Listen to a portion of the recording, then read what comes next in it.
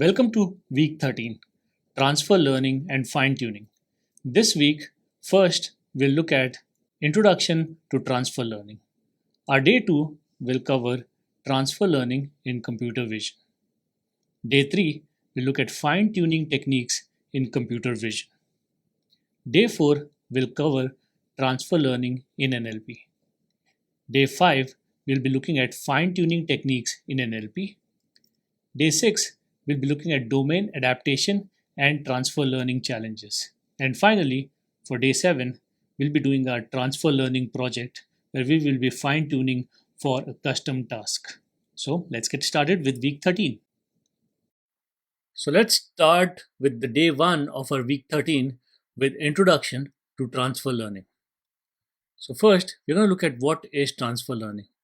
Transfer learning is a machine learning technique where a model trained on one task is reused as a starting point for another related task, and hence the name transfer learning. Instead of training a model from scratch, pre-trained models are fine-tuned on a smaller dataset for a new task. Now, how it differs from traditional training? For that, I have a table here. So as per starting point, in traditional training, you train from scratch using random weights, whereas in transfer learning, you start with a pre-trained model. For training time, traditional training is longer due to need for learning basic features, whereas in transfer learning, shorter as the model has already learned features. Next, for dataset size, traditional training requires large datasets to perform well, whereas transfer learning can work well on small datasets. Now let's talk about the benefits of transfer learning. As we mentioned, the first one is reduced training time, where pre-trained models already capture foundational features, so fewer epochs are needed. Improved performance on small datasets. Transfer learning allows effective training even when data is limited, and it leverages generalization. Pre-trained models generalize better across tasks due to exposure to large-scale datasets. Now let's talk about applications of transfer learning. In computer vision, pre-trained models like ResNet, VGG, Inception, EfficientNet are used for object detection, image classification, and image segmentation. In NLP, models like BERT, GPT, T5 are fine-tuned for text classification, sentiment analysis, named entity recognition, and question answering. With all this background, let's jump into our hands-on exercise where the objective is to set up a transfer learning environment, load a pre-trained model, and explore its architecture and layers. So let's get started. Let's create new files using our Visual Studio Code. So I'm going to say Python file. Now what I'm going to do is I'm going to do two different files. One is I'll call it day1 underscore TensorFlow TF, and another one I'll call it day1 underscore PyTorch. So I'm going to do for both of them separately.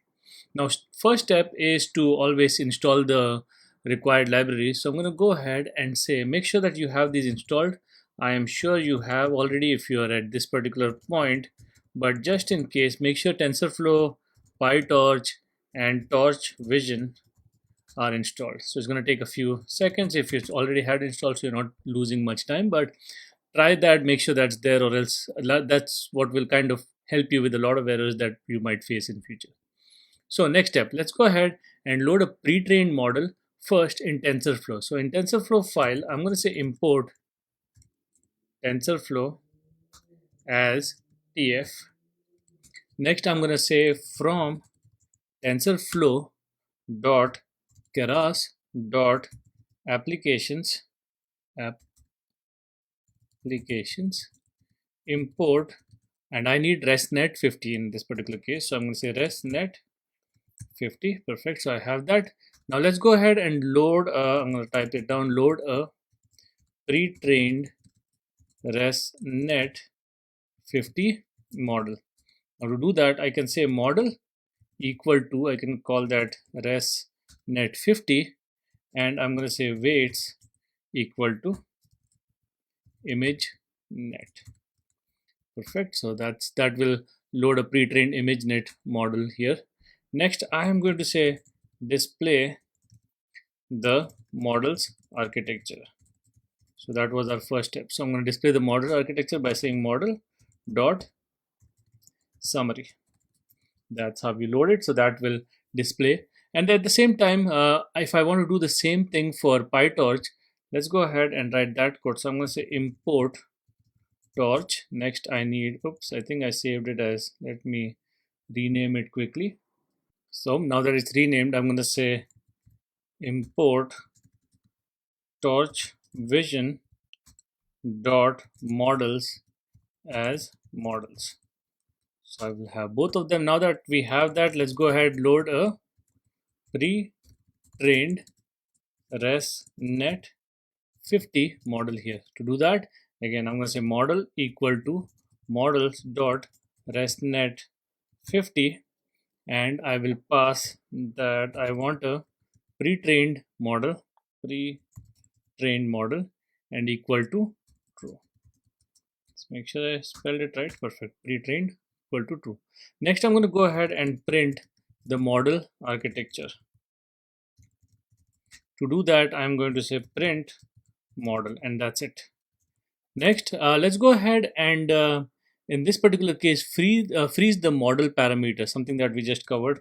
So to do that, I'm going to say freeze the model parameters first, and once I've added the comment, I can say for parameter in model dot parameters, inside this I can say param dot requires grad equal to false.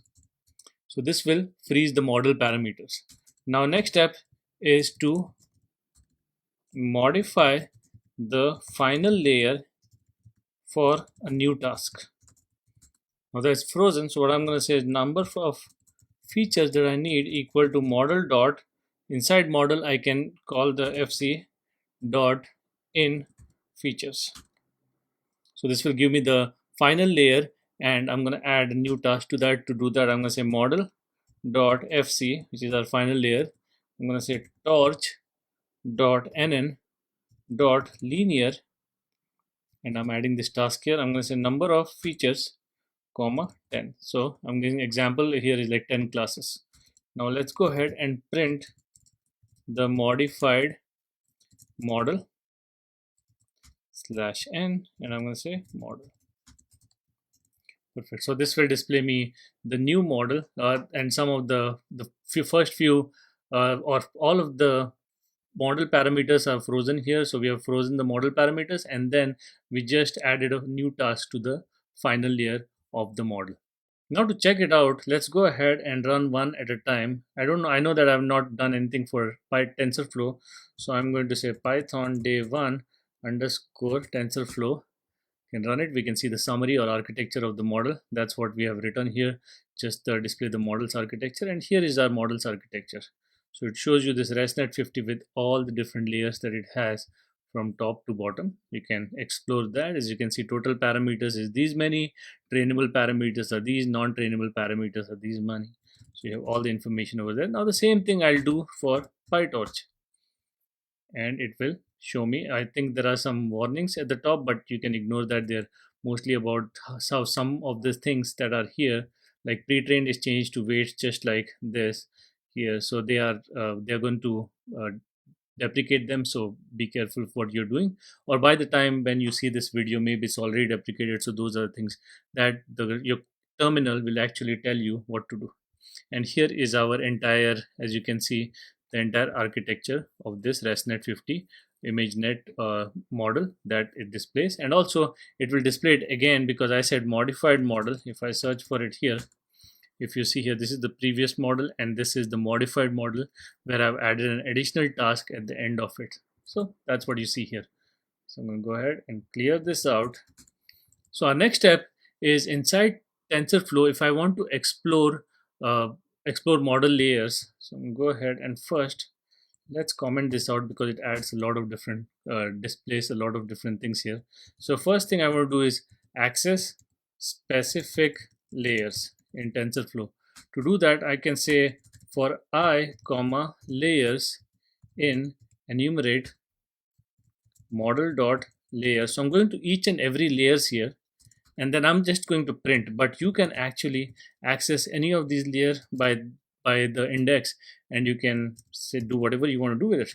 So I can say like this is layer I right now. The name of the layer is layer dot name, and I can also check if it's trainable, because as I mentioned earlier, you saw that there are some trainable layers, some not.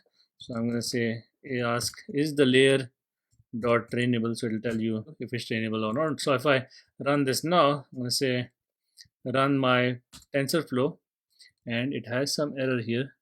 Layer I think I did not close. Oops. Let's try it now. Clear, and there you go. Hopefully it will show up now with all the layers that. Okay, what happened? Layers. Clear. One more time. And there you go. We see all the different layers. As you can see, it has 176 layers, and it's going to tell me if they're trainable or not. Also give me the name of each and every layer right here. So you can actually pick and choose whatever you want, and you can play with any layer that you want in there and train them if you want to. Now, similarly, if I want to do this for PyTorch, I can say for name, comma, parameter in model dot named underscore parameters. Here you go. Inside this, I want to do the same thing. I want to print f of layer, and this layer is name, and then I say requires grad. I can say param dot requires grad. So this also tells you if you can play around with that model or not. So I am going to go ahead and run this again now, but this time for PyTorch. There you go. I think I forgot to do this print. I don't want to see the model or anything, but again it will show me all the different layers that are available here with their names, and if it requires grad, it will tell you true or false. Based on that, you can play around with them.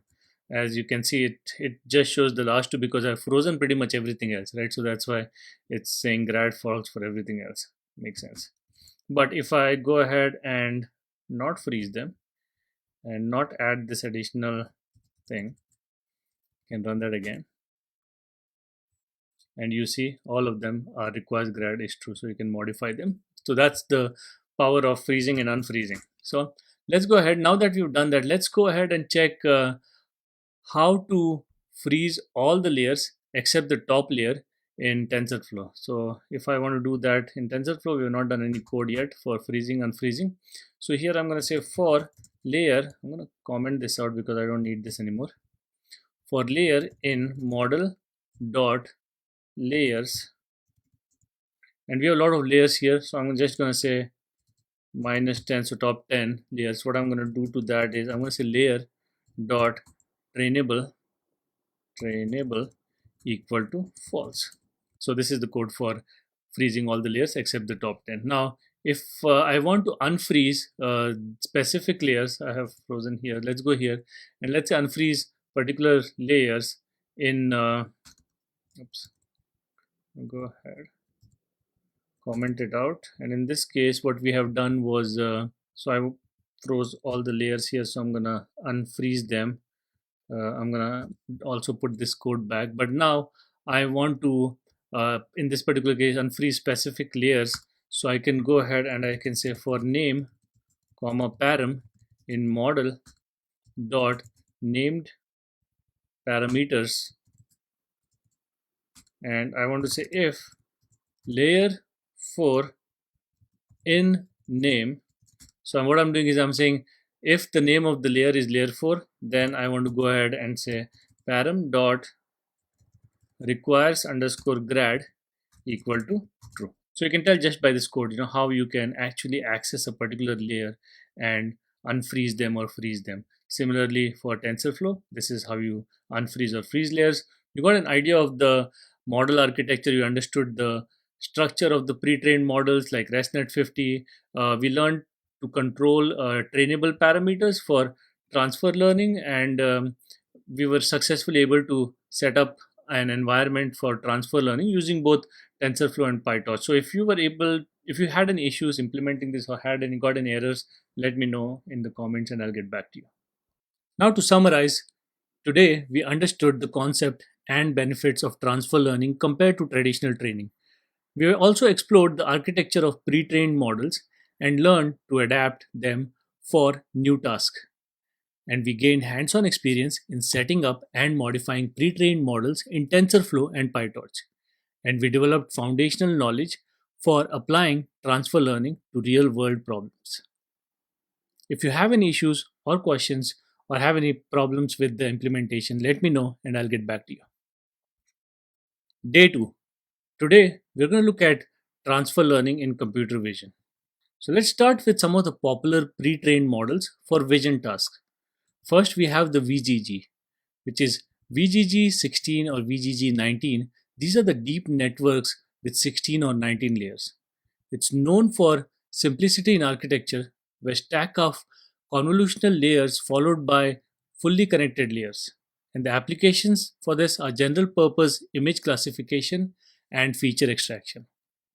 Then we have ResNet or residual networks, introduced residual connections which skip connections to tackle vanishing gradients. The popular variants include the ResNet 18, ResNet 50, and ResNet 101. Applications include large scale image classification task and object detection. Next, we have Inception. Inception v3, known for Inception modules, which allow for multi scale feature extraction in one layer. Applications are scene recognition, fine grained image classification. EfficientNet, family of models that scales network depth, width, and resolution efficiently, is the EfficientNet. It provides better performance with fewer parameters, and applications include resource constrained environments requiring high accuracy. Next, let's talk about freezing and unfreezing layers for fine tuning. Now, first, why freeze layers? Early layers in pre trained models capture general features, example, the edges or textures, and freezing these layers reduces training time and prevents overfitting on small datasets. Next, why unfreeze layers? Later layers learn task specific features. Unfreezing layers allows the model to adapt to the new task. Let's look at the approach. Initial training, freeze most layers and train the last few layers.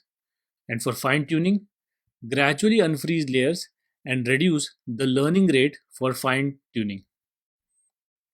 Let's talk about using transfer learning for image classification task. The steps involve first, load a pre-trained model, example ResNet or VGG, and replace the last layer with a task-specific classifier, example softmax for multi-class classification, and then fine-tune the model on the new dataset.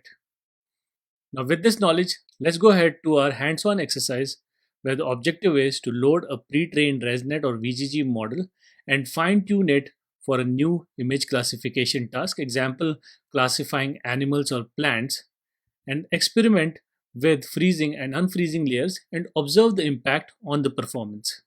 So let's get started. So first step, let's go ahead and start with a Python file. I'm going to call it again day2 underscore TensorFlow for a TensorFlow one. And I'm going to do the same thing for day2 underscore PyTorch.py. So now that I have both my TensorFlow and PyTorch files ready, let's start first with loading a pre-trained model. For that, I am going to say import TensorFlow STF. Next, I'm going to say from TensorFlow dot keras dot applications import ResNet 50. Next, I'm going to say from TensorFlow dot keras dot layers import dense and flatten. Next, I'm going to say from TensorFlow dot keras dot models, I want to import model. Perfect. So I have that ready. Now let's go ahead and load the pre-trained ResNet 50. To do that, I'm going to say base underscore model. That's the name that I'm going to give it as base model. And then I'm going to say ResNet 50, say weights equal to image net. I'm going to download these, and then I'm going to say include underscore top equal to false, and then I'm going to say input shape for this should be equal to, in this particular case I'm going to say 224 comma 224 comma 3. Perfect. So that will load my pre-trained ResNet model. Next I'm going to go ahead and freeze all layers in the base model. Now to do that, I can say for layer in base underscore model dot layers, layers, I will say layer dot trainable equal to false. And we saw yesterday's video that when you set this trainable equal to false, it freezes those models and you can't do anything with it. Now next I'm going to say add custom classification head to that. To do that, I'm going to say x equal to flatten. So I'm taking the existing and then adding some flatten layers here. That's what I'm doing. Say base underscore model dot output. So that's my first, and I'm going to say x equal to dense 256 comma activation equal to relu on top of my previous x. So that's what I'm doing here. Next, I'm going to make the output layer. This will be dense with 5 different output options. Activation equal to softmax of the previous x. So there you go. So we have created custom classification head here, which classifies into 5 different classes. So now I'm going to say model equal to model of inputs equal to base underscore model dot input comma outputs equal to whatever the output is, output variable that we defined above. Perfect. So that will have my model. Now next I'm going to go ahead and compile the model dot compile, and I can say optimizer equal to Adam. I'm going to say loss equal to categorical underscore cross entropy. I know you see a issue here where I am putting this outside. Cross entropy comma metrics equal to accuracy. So I have my optimizer, loss, and metrics defined here. Next, I'm going to go ahead and print this model.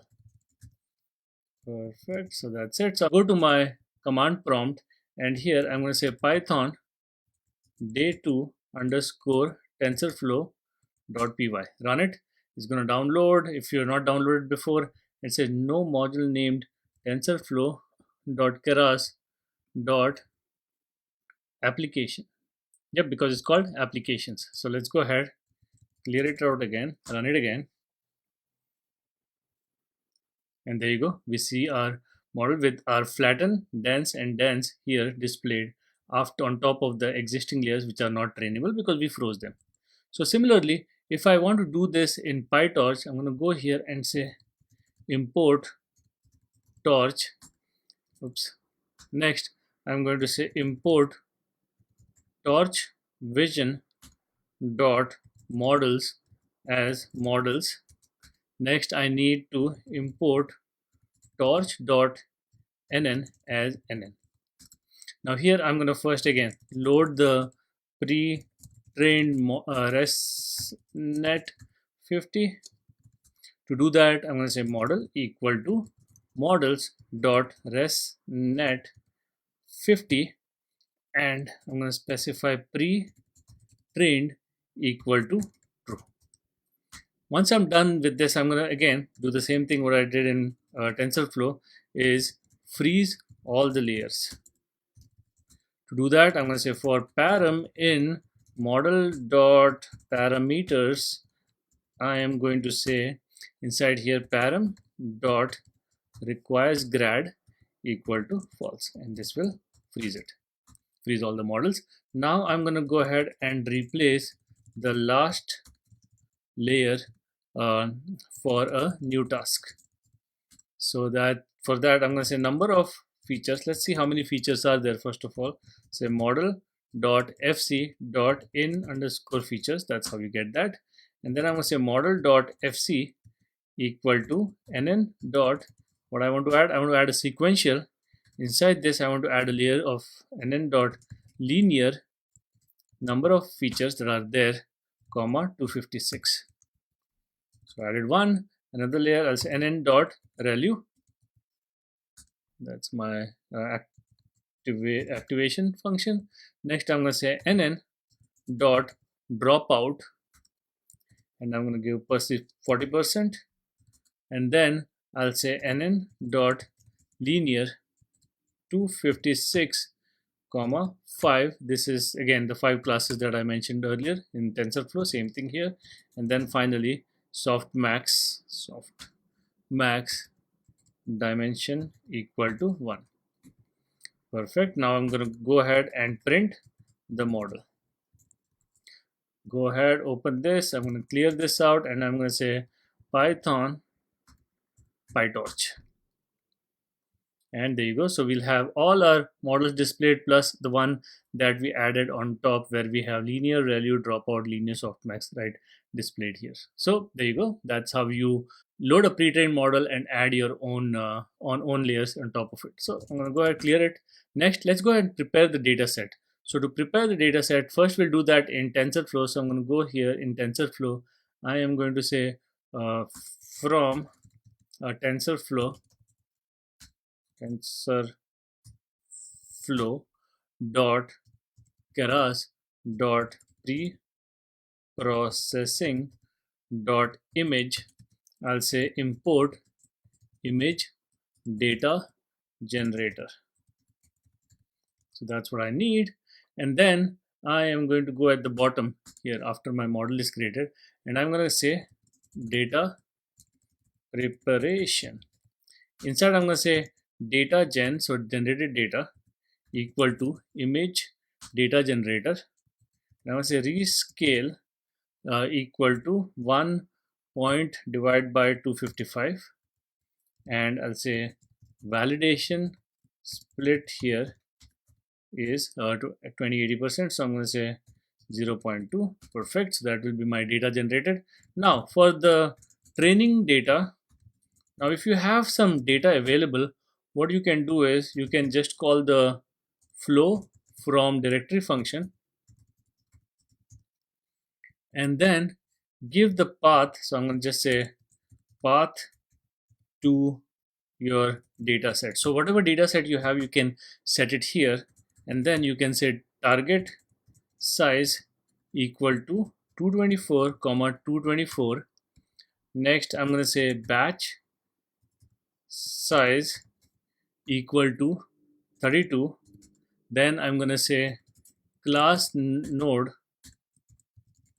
equal to categorical, and then you can say subset equal to training. Now I want to get the validation data equal to same thing. I'm going to just copy this from here, data gen dot flow from directory, give the path to the data set, target size is this, batch size is this, class node is categorical, subset is, instead of validation, training, this is validation. So that's how you specify. So this is how you can train your or prepare your data set, so this is how you prepare your data set in TensorFlow. Now I want to do the same thing in PyTorch.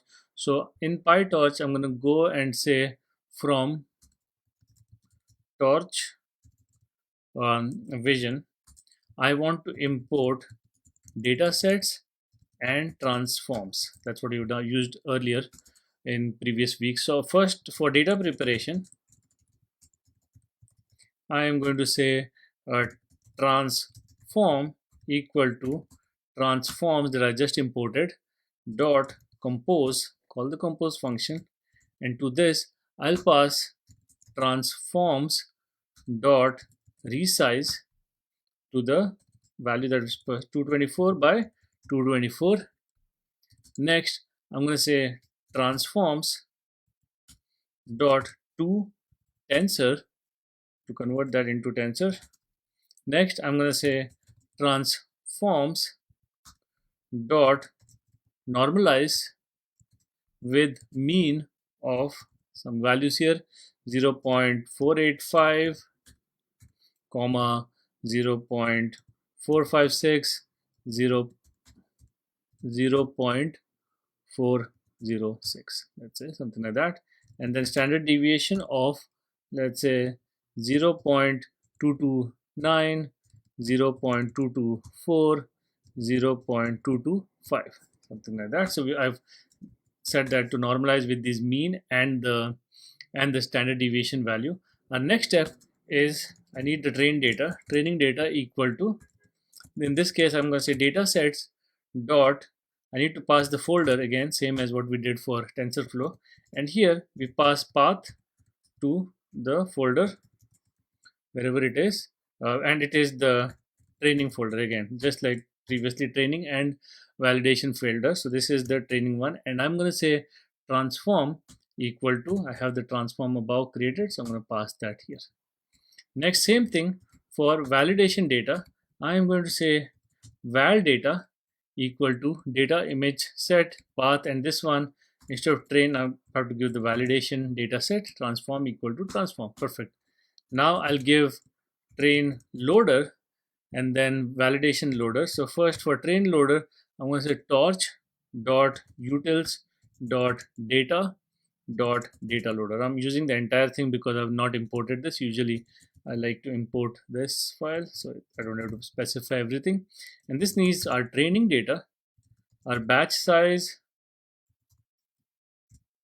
of 32, and I'm going to say shuffle, since it's training data, I will shuffle it. I'm going to say shuffle equal to true. Now for validation loader, I am going to say torch.util data loader, and here I'm going to say validation data batch size, and instead of shuffling it, I'm going to say don't shuffle it for this. Perfect. So that's done. So that's how you could prepare your data sets. Now next, to train the model, I'm going to go back to TensorFlow again, move it all the way to the top. Our data set is available. Let's go ahead and train the model. Now to train the model, I'm going to say history equal to model dot fit, and inside this I'll pass the training data first. Next parameter it needs is the validation data. I said validation underscore data equal to our val underscore data that we've created above. Next, I'm going to say number of epochs that I want to run equal to, let's say, 10. Next, I need steps underscore per underscore epoch. I'll say length of train data, depending on how big that is. I'll use that, and then I'll say validation underscore steps equal to, for this I'll use the length of the validation data. That's what I'll do. So that's my training the model. Now same thing if I want to do it in PyTorch. Let me save this. In PyTorch, first I will need the optimizer. So from I'll say import torch dot optim as optim. So I have that. Once I have that, I can go ahead and give the criterion and criterion and optimizer, which is the defining the loss and optimizer. So I'm going to say define loss and optimizer. To do that, I am going to say criterion equal to, I will say nn dot cross, the one that we've used before, cross entropy loss. And for optimizer, I'm going to say optim dot Adam, and I'll say model dot parameters as one variable, and the second one is the learning rate equal to, this I'll specify to 0.001. Perfect. Now let's go ahead into the training loop. Now for epoch, epoch in range of, let's say I want to run it for 10 epochs, just same as TensorFlow. I'm going to say model dot put it in training mode. Once it's in the training mode, I'm going to say for inputs and labels in train loader, I am going to say optimizer in this particular case dot 0 underscore grad. So I'll zero out all the gradients, and next I will say outputs is the same thing that we've been doing in the previous weeks, pass the model of inputs. Now, if you're not seen the previous weeks, I'll probably recommend you to do that before you get into this, because you'll not understand what I'm doing here. Criterion, so this is the loss. I'm going to say outputs, and I need to pass the labels. So that I'll pass here. Now that loss is done, now I'm going to go loss backward, and I'll optimize the step. Call the optimizer step function, done. And then now that is done, I can, if I had created a loss variable, I would have probably displayed that, but I can just say f of epoch, depending on which epoch it is, epoch plus 1, since it starts with 0. I'm going to say loss is, just display the loss of this particular loop. I'm going to say loss of item. If you had a variable, the thing that we do is we keep on adding up the loss. Next step is to experiment with freezing and unfreezing layer. So let's go to TensorFlow and freeze the, let's unfreeze the last 5 layers for fine tuning. So what I'm going to do is for layer in base model, that's what we called it, base model dot layers of, since I want the last 5 layers, I'm going to say -5 colon, and then here I'm going to say layer dot trainable equal to true. So now I'm unfreezing them here, and then I'm going to say model dot compile optimizer equal to, I need to pass optimizer, which I want to say tf dot keras dot optimizers dot Adam, and I'll say learning underscore rate. For this I want to set up as 1 e minus 5. Next I'm going to say loss equal to just what we've done before, categorical cross entropy. So I'm going to say categorical underscore cross entropy, and then metrics I want to pass as accuracy, same as before. So that will compile my model. Now if I want to do the same thing for PyTorch, let's save it here, go to PyTorch. Here I'm going to say for name comma param in model dot, it's called named underscore parameters. You can also call children, that's another way of doing it. If layer, so let's say layer 4 in name, then I'm going to say param dot requires underscore grad equal to true. That's how you do that and unfreeze specific layers in PyTorch. Now if you want to evaluate the model, this is the final step. In TensorFlow, I can just say val underscore loss comma val underscore accuracy. I can calculate by saying model dot evaluation or evaluate comma, sorry, and then I'll pass it the validation data. This will give me the validation accuracy. So similarly in PyTorch, if you remember, the way to evaluate is first you put the model in evaluate mode, then I create two variables, correct equal to 0 and total equal to 0, create two variables, because once I open torch with no grad, the reason I'm doing it so it's optimized faster, it ignores the gradients. For inputs comma labels in val underscore loader, go through each and every one. I'm going to say outputs equal to model comma model of inputs. Now I don't care about the input, so I'm going to say underscore comma predicted, which I get from torch dot max outputs comma 1. So once I get predicted, I can say total plus equal to labels dot size of 0, and then I can say correct plus equal to, I can check if predicted is equal to labels. If it's same, then I can say okay, sum it up dot that particular item.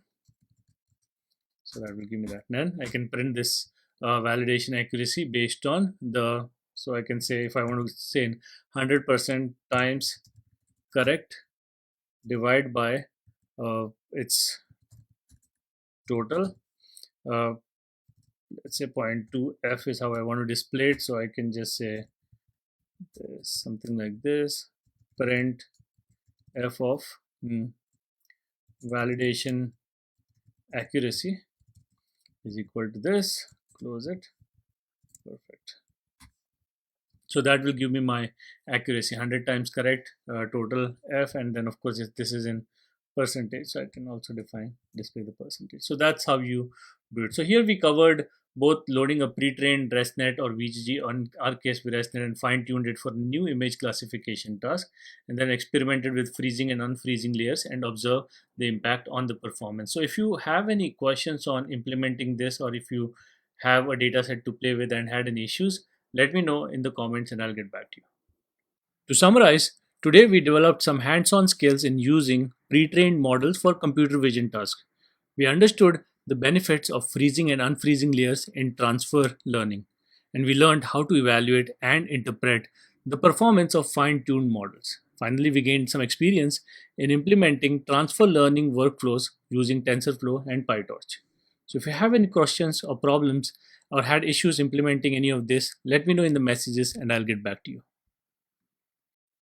Day 3, Fine tuning techniques in computer vision. Let's start with choosing layers to fine tune and understanding the feature extraction process. Now, what is the feature extraction in pre trained models? Early layers capture the low level features, example, the edges and the textures. Middle layers capture mid level features, example, the shapes, parts of objects, and the late layers capture high level features, which include specific objects or task specific patterns. Next, let's talk about choosing layers to fine tune. First, freeze the early layers, where you retain general features learned during pre training, and then unfreeze the late layers, allow the model to adapt high level features to the new task. Now, the best practices here is for small datasets, fine tune only the last few layers. And for large datasets, unfreeze more layers and fine tune with a smaller learning rate. Let's talk about data augmentation for improving generalization. Now, what is data augmentation?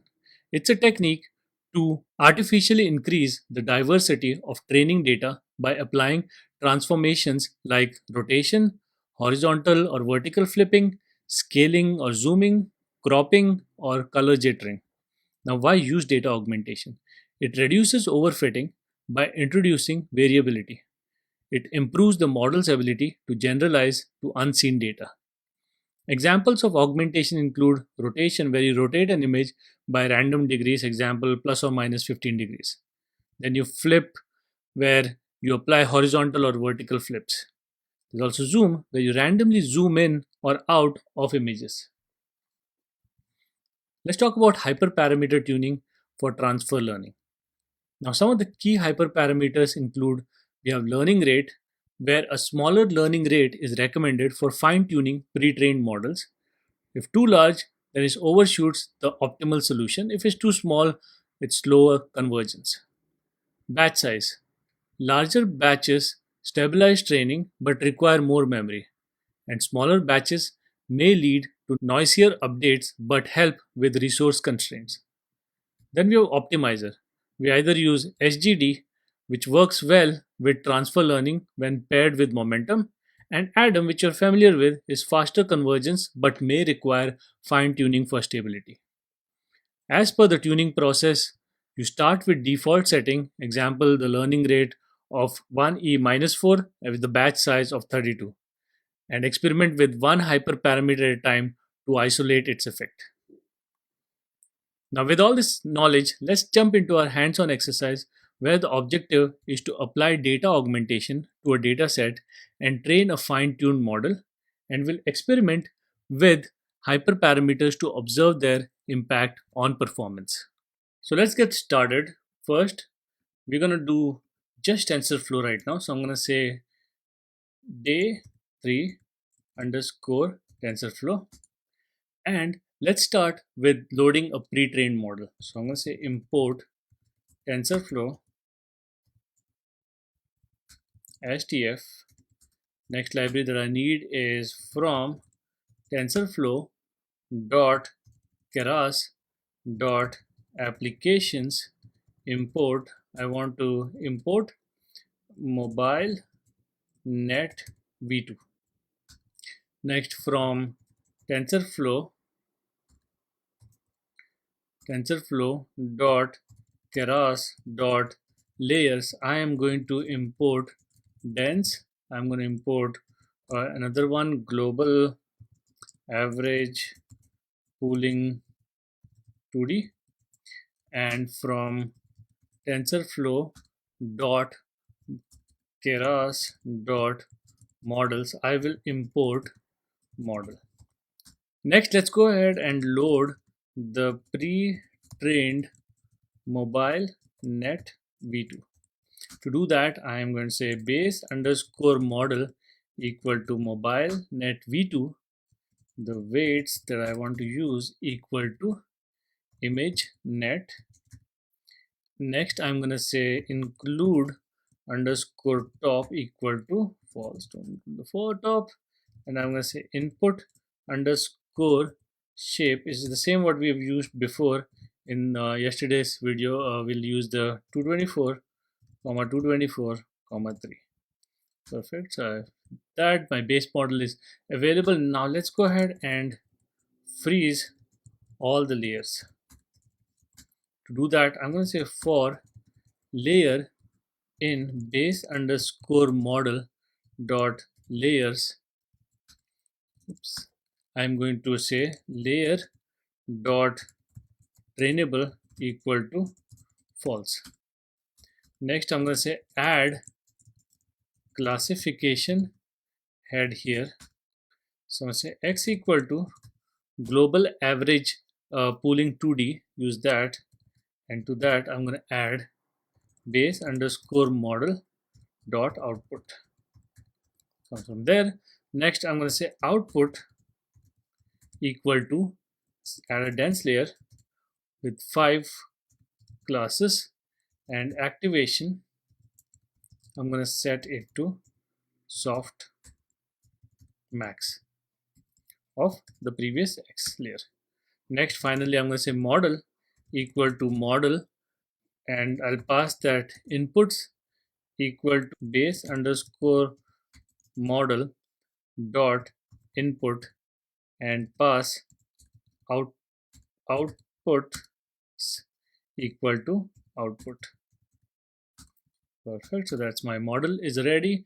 Now next step, now that we have loaded a pre-trained model, next go ahead and apply the data augmentation here. To do that, I am going to first go up here and say from TensorFlow dot keras dot preprocessing dot image, I want to import from here something called as image data generator. So once I have that, I'm going to go down here and I'm going to define the data augmentation. So let's say that, call that out, define data augmentation. So I'm going to say data gen equal to image data generator. To this, I'm going to say rescale equal to 1 point divided by 255, comma. Next, I'll give the rotation underscore range. So how much was plus 20 minus? So 20. Next, I'll say width shift range. Use that shape underscore range. In this particular case, I'll say 0.2. Next, I want to give the height shift range, height underscore shift underscore range. I'll give the same value 0.2. Next, I want to give the shear range that I'll set to same 0.2. Next, I'm going to say zoom range, how much you can zoom and zoom in, zoom out. That again, I'll say 0.2. Next, I'm going to say do you want to flip it? Horizontal underscore flip equal to, I'll set that to true. And then I want to give the validation split underscore split equal to 0.2. So that will create my data gen. Now let's go ahead and create the train data object. So train data equal to data gen dot flow from underscore directory. Now this is wherever your data set is available. Again, same as last time. I'll say path to underscore data set. So just pick from there. Next, I want to say target size, target underscore size. If you remember what size you provided above, 224 comma 224. That's what we'll specify. Next, once we have the target size, next thing that we want to do is batch size.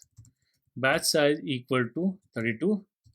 Next, I want to say class underscore mode equal to, I'll say categorical. Categorical. Next, I want to select the subset. Which subset is this? This is the training subset. Now again, if I want to do this for the validation data, again, same thing, copy paste, just go ahead and change train to validation data. Next, it's path to the data set, target size, batch size, class name is categorical. The only thing changes here is validation. Perfect. So I have that. Now next step is to train the model. Now to train the model, first thing that I need to do is, let's go ahead and compile the model. I'll say model dot compile, and here I'm going to select the optimizer. Now optimizer is available in tf.keras.optimizers.atom. So that's what I'll get, and then it needs a learning underscore rate equal to 1 e minus 5, and then I'll say next is my loss. Again, loss equal to categorical underscore cross entropy, and then I need to pass the matrix which is and this accuracy. Perfect. So that creates my compiled model. Now let's go ahead and train the model. Now to train the model, if you remember, you create a variable history, and it's a model dot fit, and then this I'm going to pass the train underscore data. I can pass the validation underscore data, which is my val underscore data. Next, I can give the epochs equal to, let's give 10. It will train for 10 epochs, and I'm going to say steps per underscore epoch equal to length of our training data, and then I'll say that validation steps equal to length of our val underscore data. Perfect. So I have that. So that will train my model. So once the model is trained, uh, next step is you can tune the hyperparameters. You can adjust the learning rate depending on how you want. You can experiment with batch sizes that we have provided here. So you can change that to 16, 64. You can test different types of optimizers. So instead of Adam, you can use SJD and see how it performs. So this is for our TensorFlow. Now, if I want to do the same thing, day 3 for pytorch.py. Let's start with our first step. Again, the first step was to load a pre-trained model. Now to do that in PyTorch, first I'm going to say import get the libraries, of course, torch, and then import torch vision dot models as models. Next I'm going to say import torch dot nn as nn.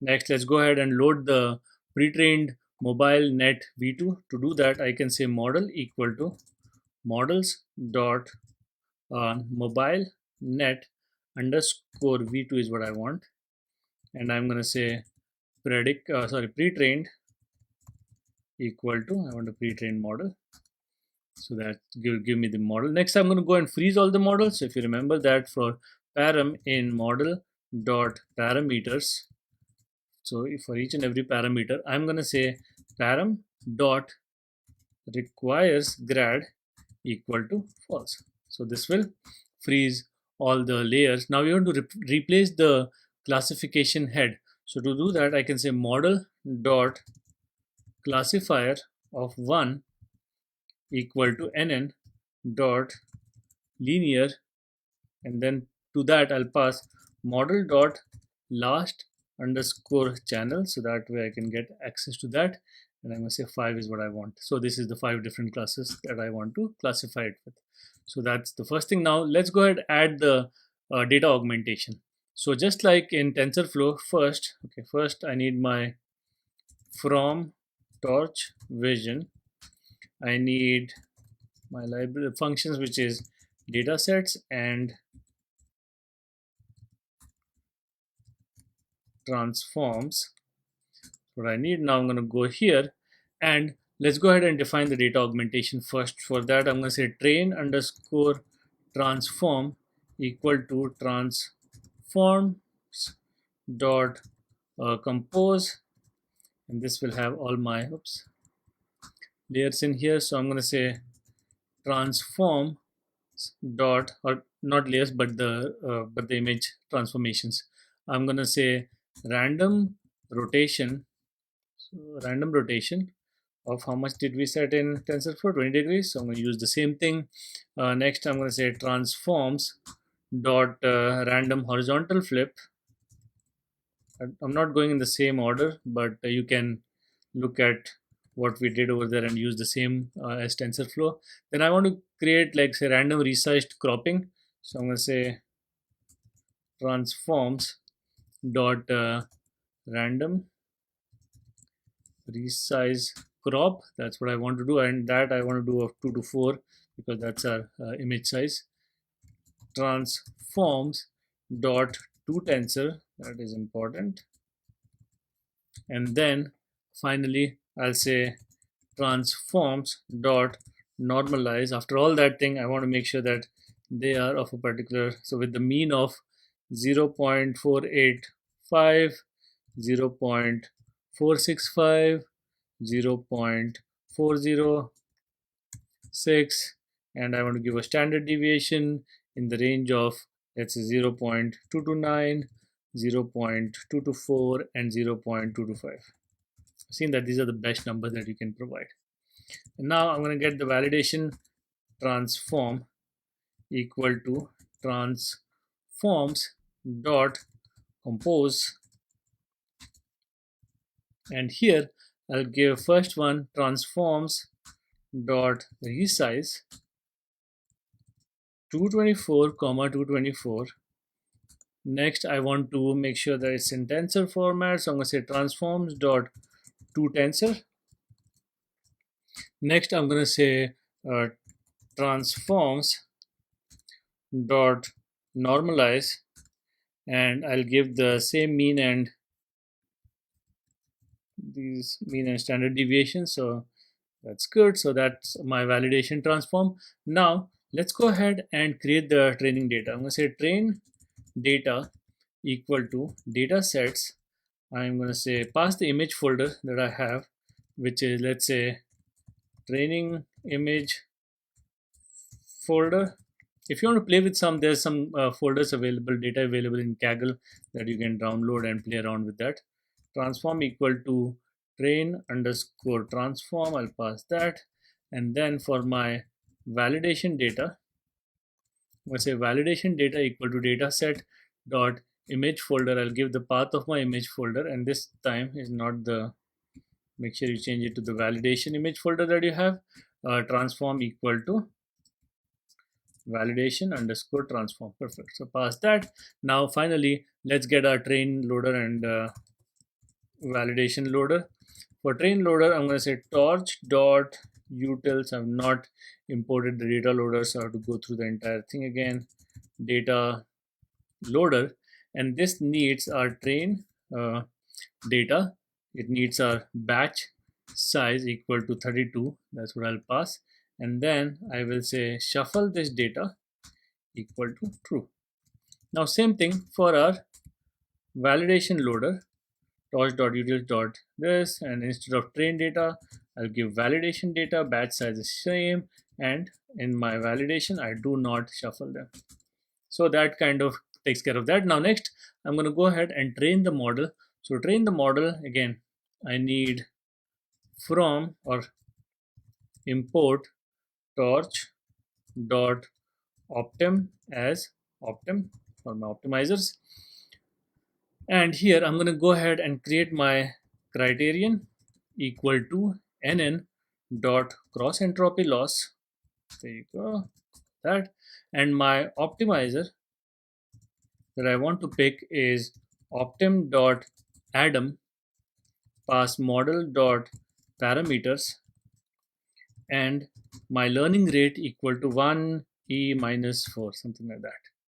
And then I am going to go ahead in my training loop. I'm going to say for epoch in range of 10, run it 10 times, say model dot train, oops, too many please, and send for inputs and labels in train loader. I'm going to set first optimizer a dot 0 underscore grad, so my gradients are removed from the previous loop. Next I'm going to say output equal to model of inputs. Perfect, so that's good. Then my loss calculation, I'll pass my criterion that I've created, and to that it needs outputs and it needs labels. So perfect, so that's there. Now I'm going to go ahead and go loss dot backward, and I'm going to go optimizer dot step. Perfect, and then after end of this I can just say for this particular epoch, which is epoch plus 1, I can display the loss that we got, and that I can just say loss dot item, print it out, and you can display it over there. So that's, and then again same thing, you can go ahead and next step is to tune the parameters, where you can either change the learning rate, you can change the batch sizes, or you can test different optimizers and not just adam that we have used for our optimize. You can go with HGD, so try those different things, and you will have a complete exercise where you have applied data augmentation to a data set and trained a fine-tuned model and experiment with hyperparameter to kind of check what is the impact of the on the performance of these models. So again, I hope you were able to follow along. If you have any questions, or if you're playing with some data set of your own or from Kaggle, let me know if you had any issues and I'll get back to you. Now to summarize, today we learned to apply data augmentation techniques for better model generalization. We developed practical skills in freezing, unfreezing layers and fine-tuning pre-trained models. And then we understood the effects of hyperparameters like learning rate and batch size on training outcomes. And finally, we built proficiency in evaluating and optimizing models for real-world image classification tasks. If you had any problems while implementing this or have any questions, let me know and I'll get back to you. Day 4, Transfer Learning in NLP. Let's talk about some of the popular pre-trained NLP models. We have BERT, which is bidirectional encoder representations from transformers. The architecture for this is transformer-based encoder model. The training tasks here include the masked language modeling or MLM. Next, we have the next sentence prediction, which is NSP. Applications here can be text classification, sentiment analysis, and question answering. Next, we have GPT, which is generative pre-trained transformer. The architecture here is transformer-based decoder model, and the training task is causal language modeling, which is predicting the next word. Applications here include text generation, summarization, and dialogue systems. Next, we have T5, which is text to text transfer transformer. This treats all NLP tasks as text to text transformations. Applications involve summarization, translation, and text classification. Then we have Roberta, or robustly optimized BERT. It removes next sentence prediction, is pre-trained on a larger dataset with optimized training strategies, and applications include similar to BERT but with better performance on downstream tasks. Let's talk about tokenization and text pre-processing for fine-tuning NLP models. First, tokenization converts raw text into numerical representations. Types are the word piece tokenization used in BERT and byte pair encoding, which is BPE, which is used in GPT and Roberta. Next, text pre-processing. First, cleaning, where we remove unnecessary characters, example URLs, special symbols. Then we do normalization, where we convert text to lowercase and remove stop words if necessary. Next, we have tokenization, where you break text into tokens compatible with the pre-trained model. Let's talk about adapting pre-trained models for NLP tasks. Some of the common tasks here involve text classification, where you categorize text into predefined labels, example positive or negative sentiment. Then you do sentiment analysis that determine the sentiment polarity of text, example positive, neutral, or negative. And then you have summarization, where you generate concise summaries from lengthy text. Steps here are: first, you load the pre trained model, add a task specific head, example classification layer, and then you fine tune the model on task specific data. Let's look at an hands on exercise for today, where the objective is to fine tune a pre trained BERT or T5 model for sentiment analysis using Hugging Faces Transformer library. Then we pre-process the text data, tokenize it, and evaluate the model. So let's get started. So step one, start with a new file. Save it as, and call it day 4 underscore exercise.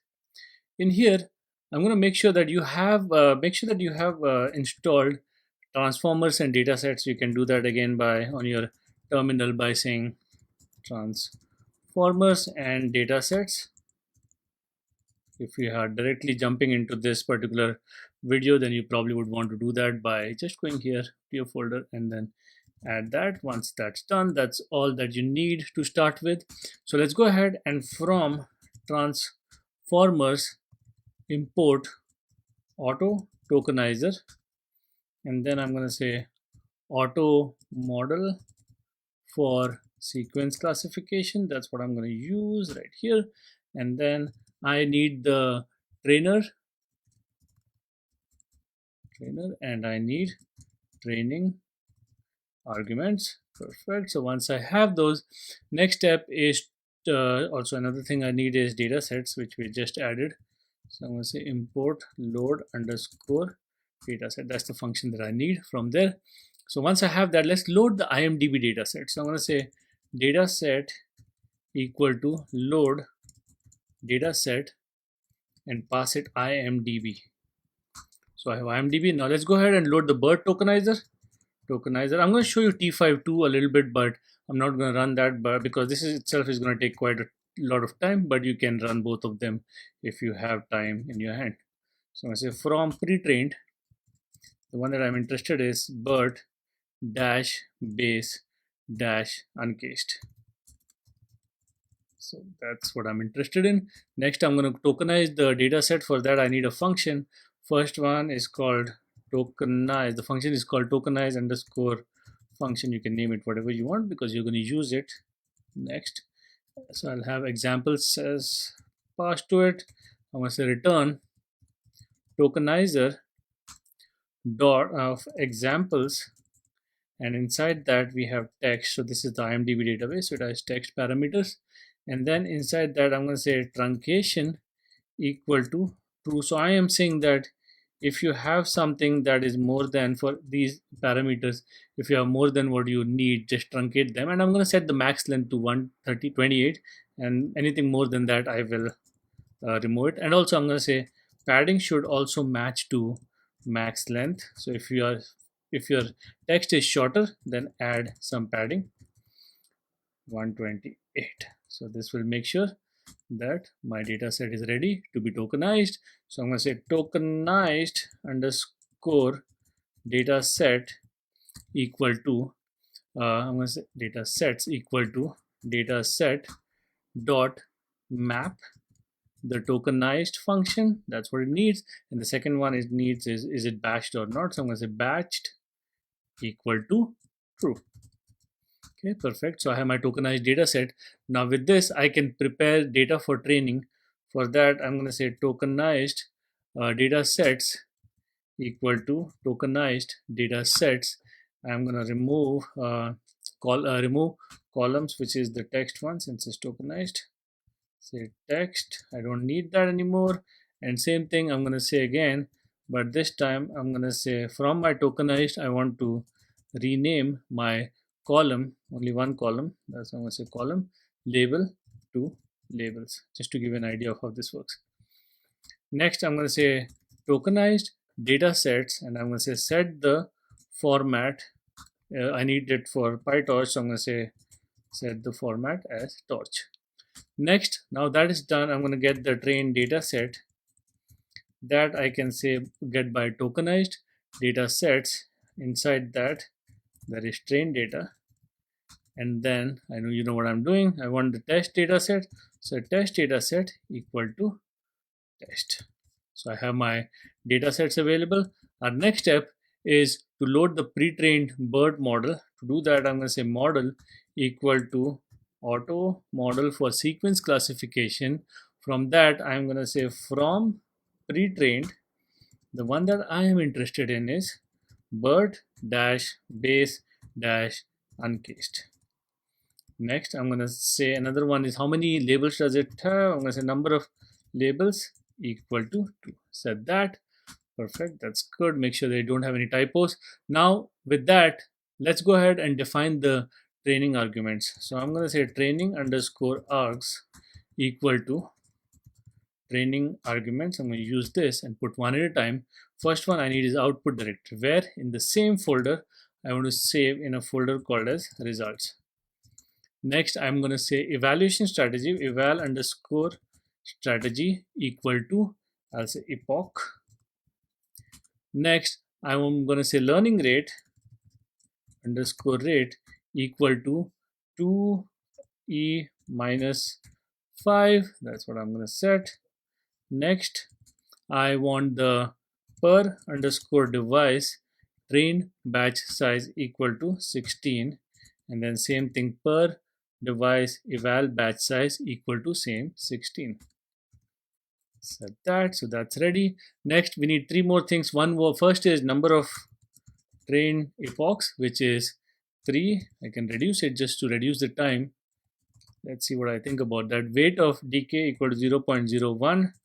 And then I can set save underscore total underscore limit equal to 2. So I'm going to change this epoch to 1. 3 is ideal, but I just want to show you the final output quickly. So I'm going to set that to 1 right now. Next, what we have to do is fine tune the model. For that, I'm going to go here and I'm going to say from transformers, I want to import, or I already have import trainer. Anyways, ignore that. Go back here and say trainer equal to trainer, and say model equal to model. What else does it need? It needs our arguments, which is our training arguments that we have created, training args. Next thing that it needs is the data set. I'll say train data set equal to train data set. That's what we've created.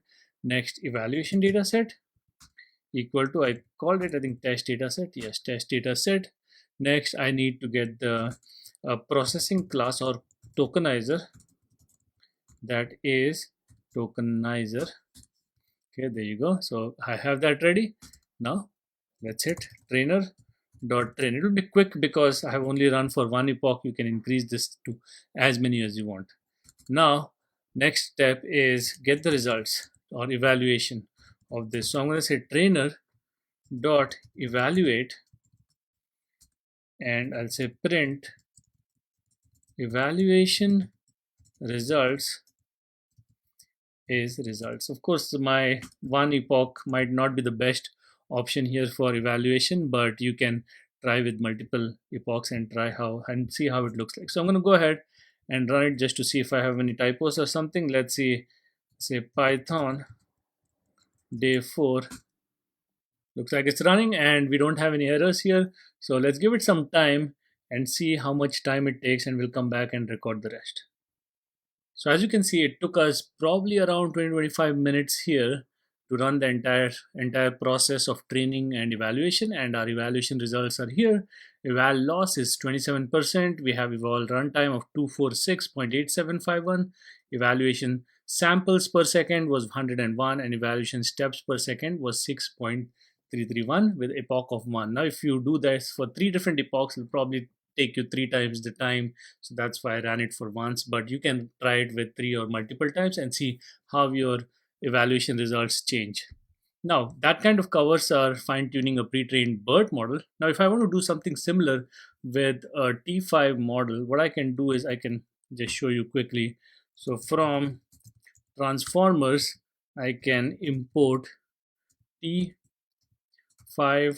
tokenizer, and then I need T5 for conditional generation.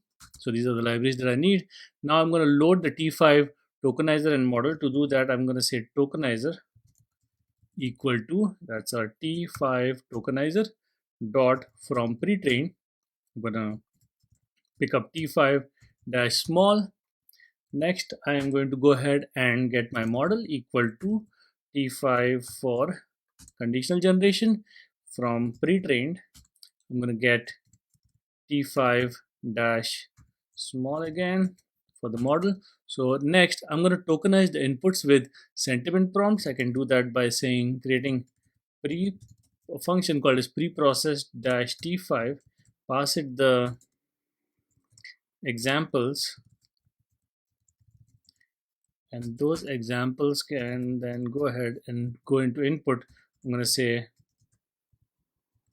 classify sentiment, where I will pass my data by saying doc for doc in examples of text. This is again data from the IMDb. I have not imported the IMDb, but you've done it in the previous project, so you can use the same thing, but I'm going to go ahead and just give you the skeleton of that. So now my model inputs equal to tokenizer, and then to that I'll pass the inputs, and I'm going to say max length that I am interested for this equal to 128. Next I need to give, okay, this is, again I'm going to call this inputs instead of changing the other one, and then I'm going to say truncation equal to true. You know what this is for truncating if it's longer. And if I want to give a padding, so I can say padding is depending on the max length that we have. So I'm going to say max underscore length, so that will take care of my model inputs. Our next one is model inputs for labels. We got our features done. Now this is for the labels. I'm going to say equal to tokenizer, and inside this I'll pass my examples of labels that I have there. Next I am going to go ahead and say max underscore length of 16, and then I'm going to say same thing, truncation equal to true. Next I will give the padding equal to max length, max underscore length, and then to the end of it I will pass the input IDs of input underscore IDs. So that's how I can get my model inputs with labels. So once I have this, I am going to return this back to whoever called it. In this particular case, it's not the call, but it's actually the tokenized underscore T5 equal to, which needs my data set dot map, and this needs my process or pre sorry pre process t5 and batched. So I'll pass this function here that will run through this and get me the model inputs. And here I'm going to say batched equal to true. So this will give me my tokenized T5, and then you can follow the same process that we did for BERT and use the same and run and check how the evaluation turns out for the model. Let me know how that works. If you have any questions, let me know. To summarize, today we gained hands-on experience in fine-tuning pre-trained transformers models for NLP tasks. We understood the role of tokenization and text pre-processing in preparing data for NLP models. And we learned to adapt models like BERT and T5 for text classification, sentiment analysis, and summarization. And we built some practical skills for evaluating and interpreting model performance on NLP datasets. If you have any problems with the implementation or have any questions, let me know and I'll get back to you. Day 5, Fine Tuning Techniques in NLP. So let's start with fine tuning methods for NLP task. So first we have the discriminative fine tuning, where different layers of a pre-trained model capture different types of information. The approach here is first use different learning rates for different layers of the model. Then lower learning rates for early layers, which is general features, and then higher the learning rates for later layers, which are task specific features. Next we have the slanted triangular learning rates, or STLR. Dynamically adjust learning rates during training to balance the exploration and convergence. The phases here are: first is a warm up, where you gradually increase the learning rate to promote exploration. Then you decay, which is slowly decrease the learning rate to ensure convergence. Use case here effective for fine tuning pre trained models like BERT and GPT. Next, let's talk about regularization and dropout for preventing overfitting in NLP models. For regularization, we have L1 regularization, which encourages sparsity by penalizing absolute weights. And then we have L2 regularization, which is also called as ridge, which penalizes large weights to improve generalization. Let's talk about dropout. Randomly drops units along with their connections during training, and it prevents over reliance on specific neurons, commonly used in transformer based models. Next, let's look at evaluating model performance with NLP specific metrics. So, some of the key metrics here are F1 score, harmonic mean of precision and recall, is suitable for classification tasks with imbalanced datasets. Then we have the blue score, which evaluates the quality of generated text against reference text, and it's commonly used for translation and summarization tasks. We also have the rogue score, which measures overlap between generated and reference text and is used for summarization tasks. So let's jump into our hands-on exercise, where the objective today is to experiment with advanced fine-tuning techniques like STLR on an NLP model and evaluate its performance using the F1 score or the blue score. So let's get started. So to start, let's go ahead and create a new file, Python file, save it in day5 dot or underscore ex.py. First, let's go ahead and import the necessary libraries. So I'm going to say import torch is the first one. Next, I'm going to say from torch dot utils dot data import data loader. That's what I need. Next, let's get from transformers. I'm going to import transformers. I'm going to import auto tokenizer. That's the first one that I need. Next, I want to get the auto model for sequence classification.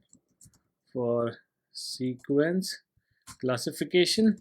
Next, I want to get the scheduler. So I'm going to say get underscore scheduler. Perfect. So I have the required libraries from transformers. Next, from data sets, I am going to import load dataset function. That's all I need right now. And from sklearn, dot model underscore selection. I want to import train, test, and split. Perfect. Once I have that, next thing is from sklearn dot metrics. I'm going to import f1 score because we are going to use that. So f1 score. Perfect. So I have everything that I need. So first step is here to load data set. So I'm going to say load data set. Say data set equal to load underscore data set, and we'll be using the IMDb sentiment analysis data set. So it's MDB. That's what I'm going to use. Next, I'm going to say train underscore the text that I get, training text. Let's change the variables a little bit. Test text x train, x test, y train, y test. That's what these are. Train underscore labels. I'm giving proper labels to these so we understand what they are.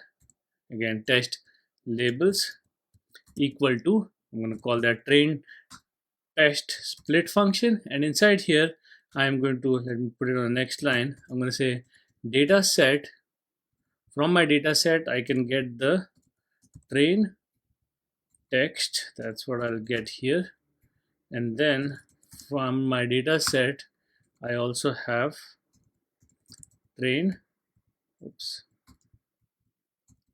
label.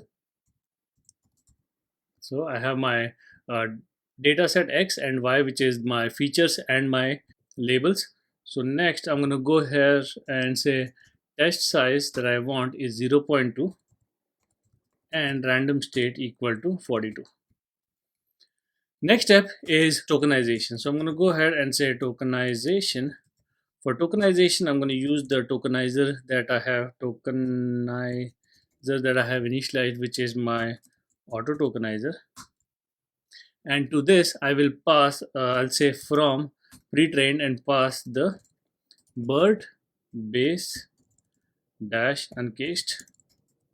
Next step is to create our tokenized data function. So I'm going to say def tokenize underscore data, and it needs our text, it needs the labels, and it needs tokenizer comma max underscore length equal to 128. Once I have that, next step, let me move it all the way to the top so it's much more clear. So next step, I'm going to go ahead and get my encodings. I'm going to say encodings equal to tokenizer,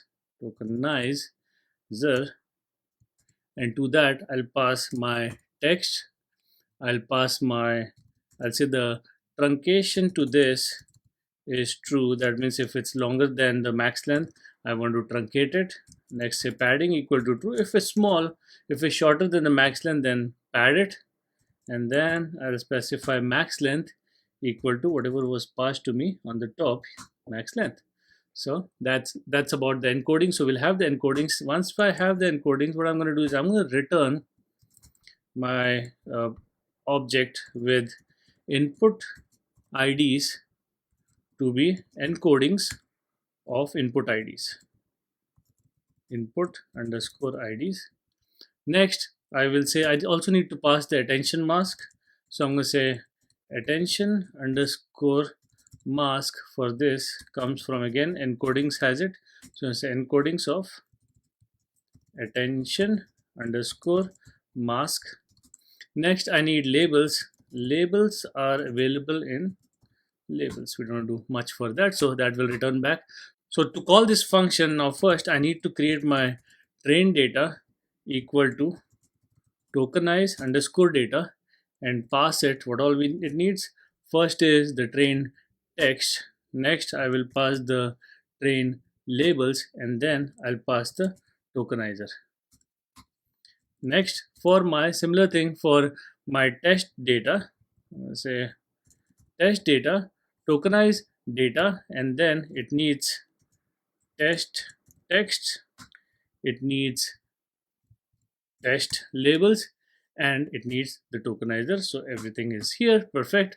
Now next step is to create the IMDb dataset class. So for that I'm going to first move all the way to the top and say class IMDb dataset and to that I am going to say torch dot utils, since I have not imported our data set directly. So I'm going to say data dot data set. If you import this, you just can put data set here. Next, I'm going to say define the initializer function underscore, which needs self and data, and this function will have self dot input underscore IDs will be from coming from data input IDs. Next, I'm going to say self dot attention mask. Now this will be coming from again data attention underscore mask. Next, I need labels. So I'm going to say self dot labels equal to data of labels. So I have all my parameters for my initializer function. Next, I'm going to define another function called as len, which will give me the length of the object. So I'm going to say self, and here I am going to say return length of self dot label. So this is the length for the labels that I'm returning back. Next thing is I want to get the item, so I'll create a get item function. Get item function. Now this takes self and index, so idx I'll call it in short, and here I am going to return input IDs. The same thing, input IDs, attention mask, and labels is what I want have to return back. So I'm going to say input IDs is torch dot tensor self dot input underscore IDs at index idx. So that will get my input IDs. Next, I want to give the attention mask. So I'm going to say attention underscore mask is again torch dot tensor, and to tensor I'll say self dot attention mask, and then attention mask of the index. Perfect. So that's done. And finally, as you know, labels. So for labels, I'll say torch dot tensor, and then to this I'll say self dot labels at a particular index. Perfect. So I have I've returned everything that I need for this, for a particular item with the index. Our next step, let's go outside and create the train data set. This will be IMDb. I'm going to call that class data set and pass it my train data. Now similarly for test data set, I am going to say IMDb dataset and pass it the test data.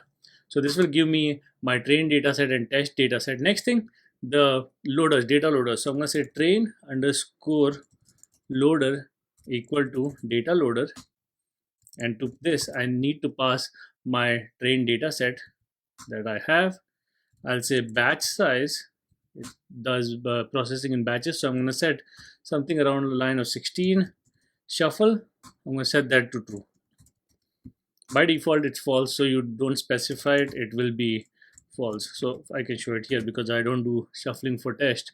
So I say data loader test data set, and I just have to say batch size equal to 16. I don't have to specify shuffle because, as I mentioned, by default it's false. Now that takes care of our step number 2, which was tokenization. Now the next step is to load the pre-trained model. So load pre-trained model. In this particular case, I'm going to say model equal to auto model. If you remember, we have imported this, and from pre-trained I am going to get the same one that we got earlier, bird base uncased. Perfect. So I have my model. Also I can pass the number of labels that I have, so I can say number of labels equal to 2 here. Perfect. So that gets my model. Our next step is to define the optimizer and the STLR scheduler. So I'll say define optimizer and STLR schedulers. For that we have the get scheduler that we've imported. So first, for optimizer, I am going to say torch dot optim, since I have not imported optim, torch.optim dot Adam is what I'm going to use. And inside this, the parameters that Adam needs are, first one is model dot parameters. Okay. The next thing it needs is the learning rate, which is 2e minus 5. Perfect. So that's pretty small. Perfect. Next, let's go ahead and define a slanted triangular learning rate, which is also called a STLR scheduler. Okay. Now for this, first I'm going to get the number of training steps. Now that, as you are already familiar with, we can get from train underscore loader and assume that it's 3 epochs. So I'm going to say times 3. Next, I'm going to get the warm-up steps. This one I'll assume this one I'm going to say 10% of the warm-up. So I'm going to say int 0.1 times number of training steps. Next, I'm going to create the scheduler. Now, to create the scheduler, I am going to say scheduler equal to get scheduler, the function that we wrote above. And it first thing it needs is the name of the scheduler. And as I mentioned, I want to use slanted triangular scheduler. Perfect. Next, I'm going to say optimizer equal to optimizer. Next, I'm going to say number of warm-up steps equal to warm-up steps. And next parameter it needs is number of training steps. Number of training steps equal to, we have that to number of training steps. So we got that from number of training steps and warm-up steps from here, and that's what we passed to our scheduler. Now next step is to write the training loop. So I'm going to go ahead and say training loop. Now for training loop, first I need to specify what device I am. If do I have a CUDA device with GPUs or do I have a CPU? So torch dot device, in this particular case I'll say use CUDA if torch dot CUDA dot is underscore available. Now this is very helpful when you're running this stuff on cloud. So I'm going to say this. So again, close this here and not here, else I'm going to use CPU. Perfect. So next I'm going to say model dot to device. So the device that I'm using. Perfect. Next step is to actually write the training model. So I'm going to say train underscore model function. Now in here, first step, as you know, let me move it all the way to the top. First step is to put the model in the training mode. So that's by calling the train function. Now for each and every epoch, so I'm going to say epoch in range of, I'm going to run it 3 times. So 3 epochs. And then for batch in train loader, so for each and every batch inside the train loader, I'm going to say batch equal to, I'm going to create some variables here, k v dot to device for k comma v in batch dot items. Perfect. So that will give me my batch object. Next I'm going to do outputs equal to model of star star batch. That will give my outputs. Next I want to get my loss function, which is outputs dot loss. And next step is our backward propagation. So I'm going to say loss dot backward.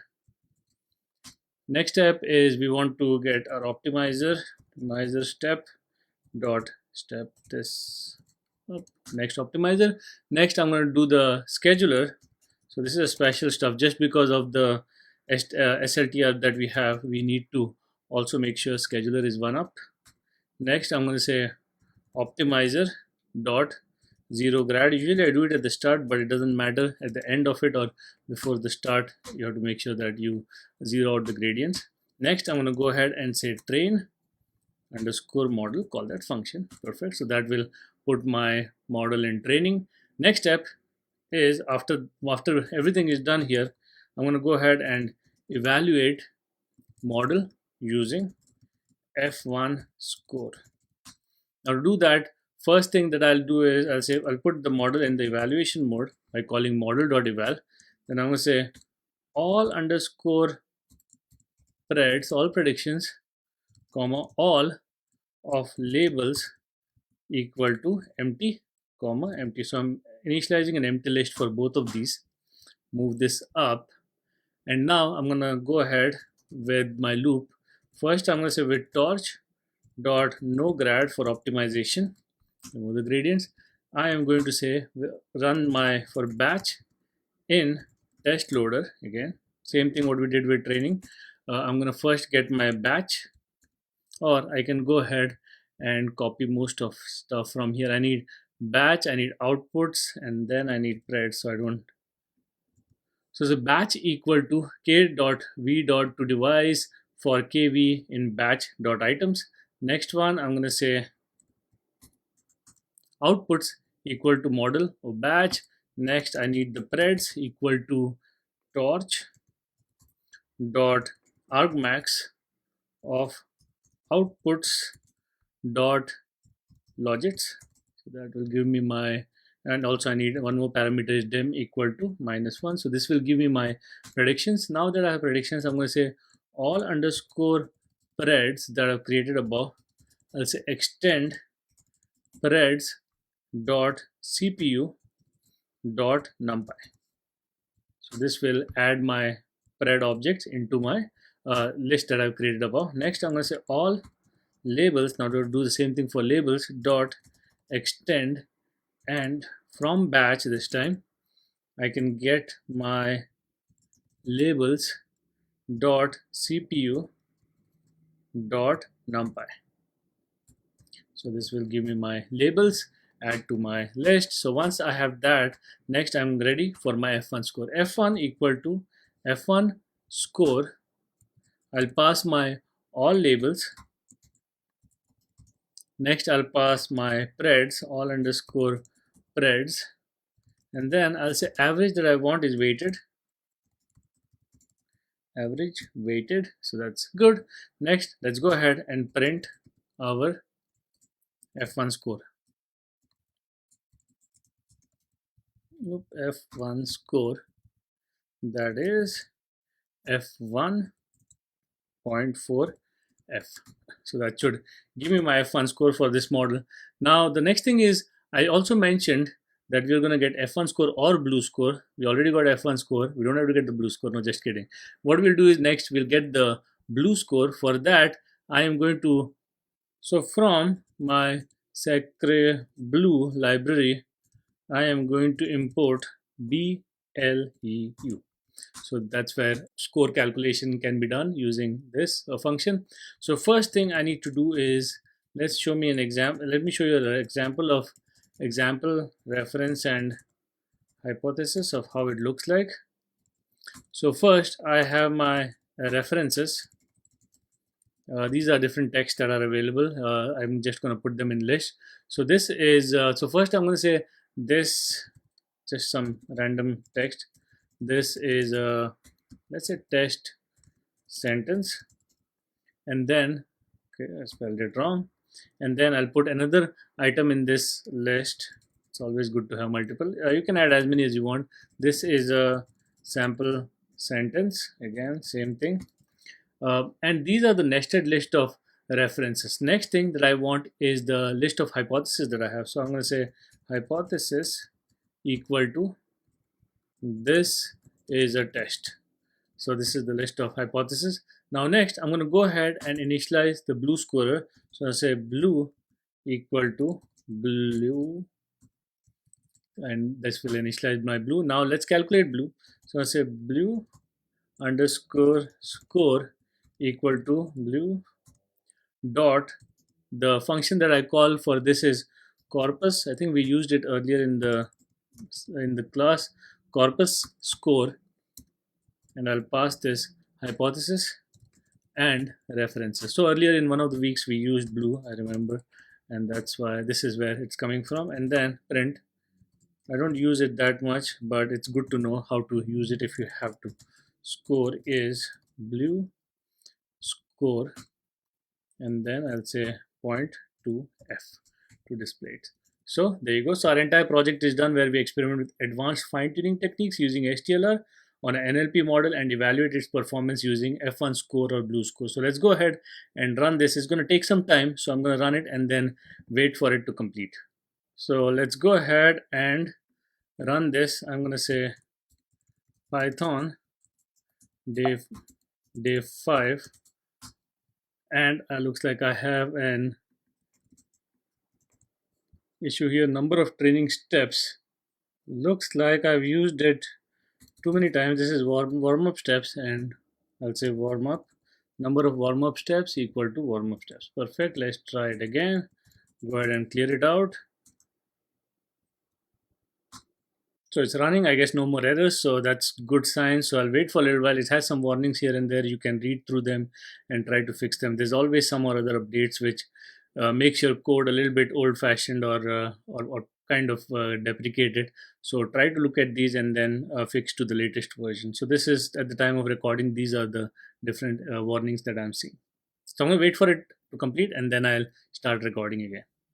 So there you go. So it gave me my warnings and everything. And at the end, after around a long time, we got our F1 score of 0.3477 and a blue score of 46.31. I hope you were able to follow along and get some similar results. If not, you can always try to increase the epochs or reduce the epochs to run the code faster and get experience from how these steps work. So if you have any questions, let me know in the messages. To summarize, today we learned to implement and optimize fine tuning methods for NLP tasks. We understood the role of learning rate scheduling, which is HTLR, in transfer learning, and we gained practical experience in evaluating NLP models using advanced metrics. And finally, we built some skills in preventing overfitting through regularization and dropout. So if you had any issues or problems implementing this or have any questions regarding this topic, let me know in the messages and I'll get back to you. Day 6, Domain Adaptation and Transfer Learning Challenges. So let's start with understanding domain adaptation and handling domain specific data. Now, what is domain adaptation? Domain adaptation involves transferring a model trained on one domain, which is the source domain, to perform tasks in a different domain, which is the target domain. Example can be source domain is a general news articles and target domain is medical text. Now, why domain adaptation? Many real world tasks involve domain specific data, example legal, medical, and financial. We have pre trained models on general data sets, example BERT, might not perform optimally without adaptation. Now, steps in domain adaptation involve first, you fine tune the pre trained model on a domain specific dataset. Then, you incorporate domain specific embeddings or vocabulary. Apply additional pre training on the domain data if necessary. Now, what are the challenges in transfer learning? First is the data mismatch. The source domain may not represent the target domain adequately. Example can be general text like Wikipedia versus technical medical jargon. Then we have catastrophic forgetting. During fine tuning, the model may forget the knowledge learned from the source domain. Then we have computational constraints. Fine tuning large pre trained models, example BERT, GPT, requires significant computational resources. Let's talk about strategies to address these challenges. Transfer learning from related domains. Fine tune on an intermediate domain dataset before adapting to the target domain. Data augmentation. Generate synthetic domain specific data to augment the target dataset. Example can be use paraphrasing techniques to increase dataset diversity. Next, domain specific embeddings. Use pre trained embeddings tailored to the target domain. Example, BioBERT for biomedical data or LegalBERT for legal text. Let's talk about today's hands on exercise. Today, the objective is to fine tune a pre trained model on a domain specific dataset, example BERT for medical text classification, and experiment with domain specific embeddings. Let's get started. So, first step is to go ahead, create a new file, Python file. I'm going to save it as day6 underscore ex.py. And here First thing that you need is make sure that you have your transformers and data sets installed. So for that, the command on terminal is again install transformers, because a lot of people complained from yesterday that it was not working for them, and this is kind of solve the problem. So most of the times it's something that is missing, and if your terminal should tell you, but if not, this is how you do it. Next, let's write the code. From datasets, I want to import load underscore dataset, and then I am going to load the pubmed 20k RCT data set. Now this is a data set that is really big, and if you want to train this, it can't be done on a simple computer. You need a very powerful machine or somewhere on the cloud that you can run it. So I'm not going to run this project, but I'm going to just show you the steps on how to do this. So first, let's get the data set equal to load underscore data set. Data set is pubmed underscore RCT, and it's the variation is 20k underscore RCT. Okay, so this will have all our medical data in here. Next, I'm going to say print data set train of 0. If you want to check how the data set looks like, you can just display that. Next thing is to pre-process the data. Now to pre-process data, I'm going to go ahead and say from transformers import auto tokenizer. Now this I can say load BERT tokenizer. For that, I'm going to say tokenizer equal to auto tokenizer dot from pre-trained, and I am going to say BERT dash base dash uncased. So that's good. So I have my tokenizer. Next, let's create the function for pre-process underscore data. Examples is what I get as input here, and this will return back our tokenizer of, in my examples data set that I have, it has text inside there, and then I'll say truncation equal to true if it's too long. Then the max length that I'm going to say, padding in this case equal to max underscore length. So that brings us to our final parameter, which is what is the max length that I want to give for a data set like this. I'll say 512. Okay, so that will give me, that's my pre-process data function. Now to call it, first I need my tokenized underscore data sets equal to dataset dot map, and here we will call that function pre-process data. I give it as a input, and I'll say batched equal to true. Next, again for tokenized data sets equal to tokenized data sets dot I'm going to rename column which is my label column to labels, so it matches the standard. Okay, next I'm going to go ahead and say tokenized data sets dot set underscore format. I want to set it for PyTorch, so I'm going to say torch. Perfect, so that's done. Next step is to load the pre-trained BERT or domain specific model, in your case whatever domain you're working with, but here since we're working with the BERT specific domain, I'm going to say from transformers import our favorite one, auto model for sequence classification. Perfect, so to get the model, I'll say model equal to auto model for sequence classification dot from pre-trained. Inside this, again same thing, BERT dash base dash uncased, and then number of labels, I'm going to say number of labels equal to 5 because it has 5 different classes. So that's why I specified that. Next step is let's say if you want to do, instead of this, as I mentioned, if you want to do domain specific model, which is for BioBird, if you want to do that, here I'm gonna comment it out. Model equal to auto sequence for classifier. Here the one that we use is, let's say remote this, or DMIS dash lab slash. So they've created this from BioBird itself, and they've pre-trained it base dash cached dash v 1.1. So this is the most latest one that I have during the time of the recording. There might be better ones. Number of labels equal to 5. Perfect. Our next step is to fine tune the model. To fine tune the model, again from transformers, I am going to import the training arguments, because I need to create the variable called as training underscore args equal to training arguments. And in here, I'll pass my different training arguments. The first one, as you familiar with, output directory. Where do you want it? I'm going to say dot slash results.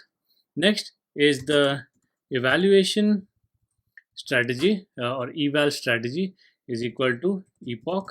We've been using that forever now.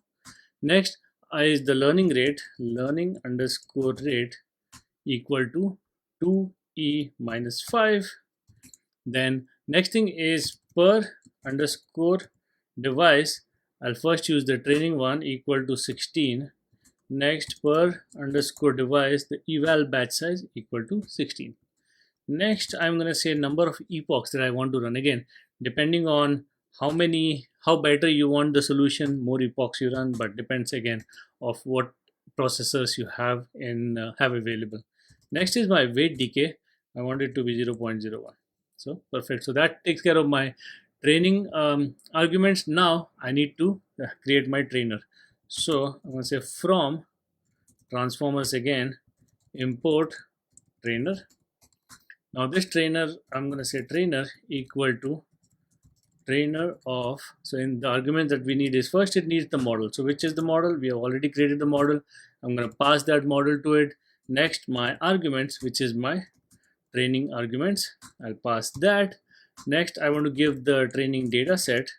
So we have the data set. So I'm going to say tokenized data sets from above that we've created. I'm going to pass the training data set here.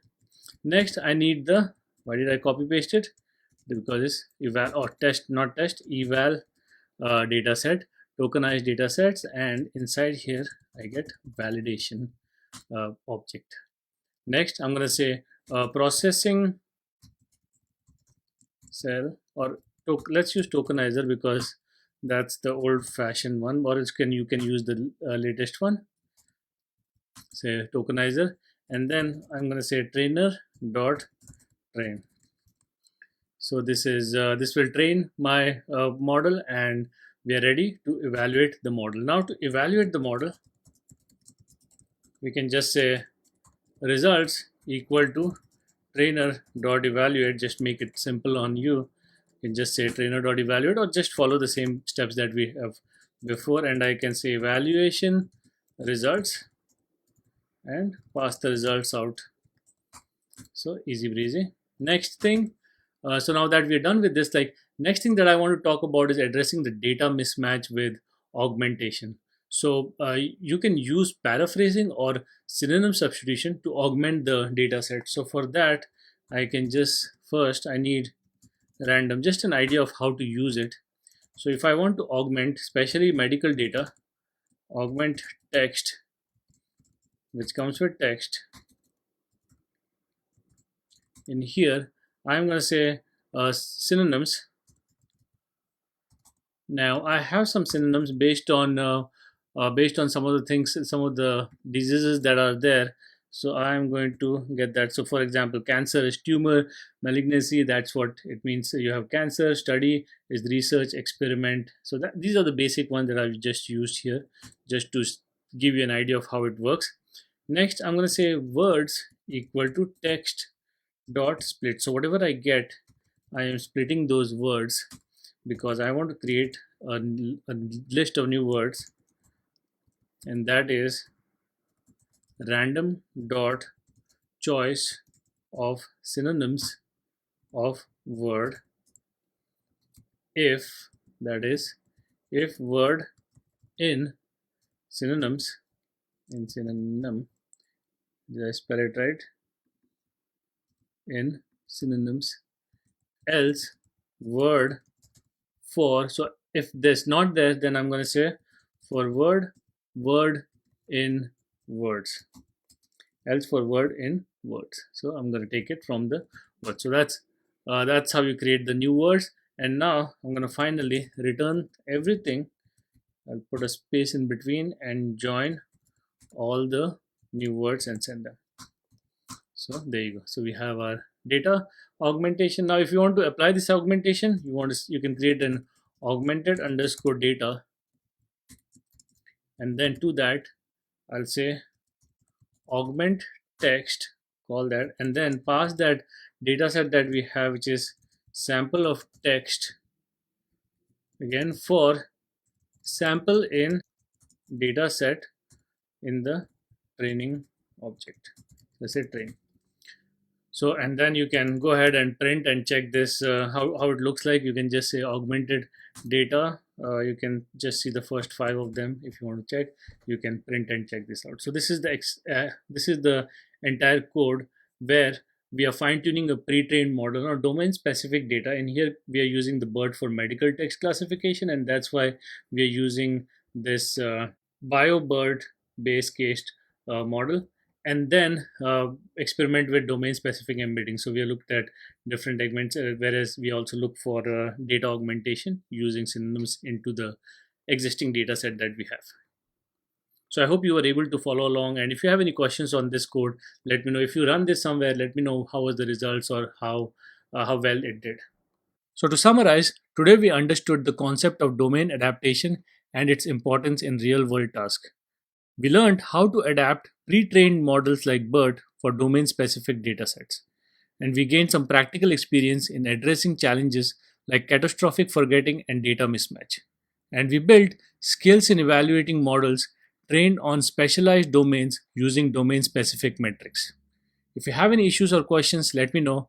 And if you have any questions, leave them in the messages and I'll get back to you. So welcome to the end of the week 13. Today, day 7, we are going to learn about transfer learning project where we'll be fine tuning for a custom task. Now first, let's talk about applying transfer learning techniques to a custom project.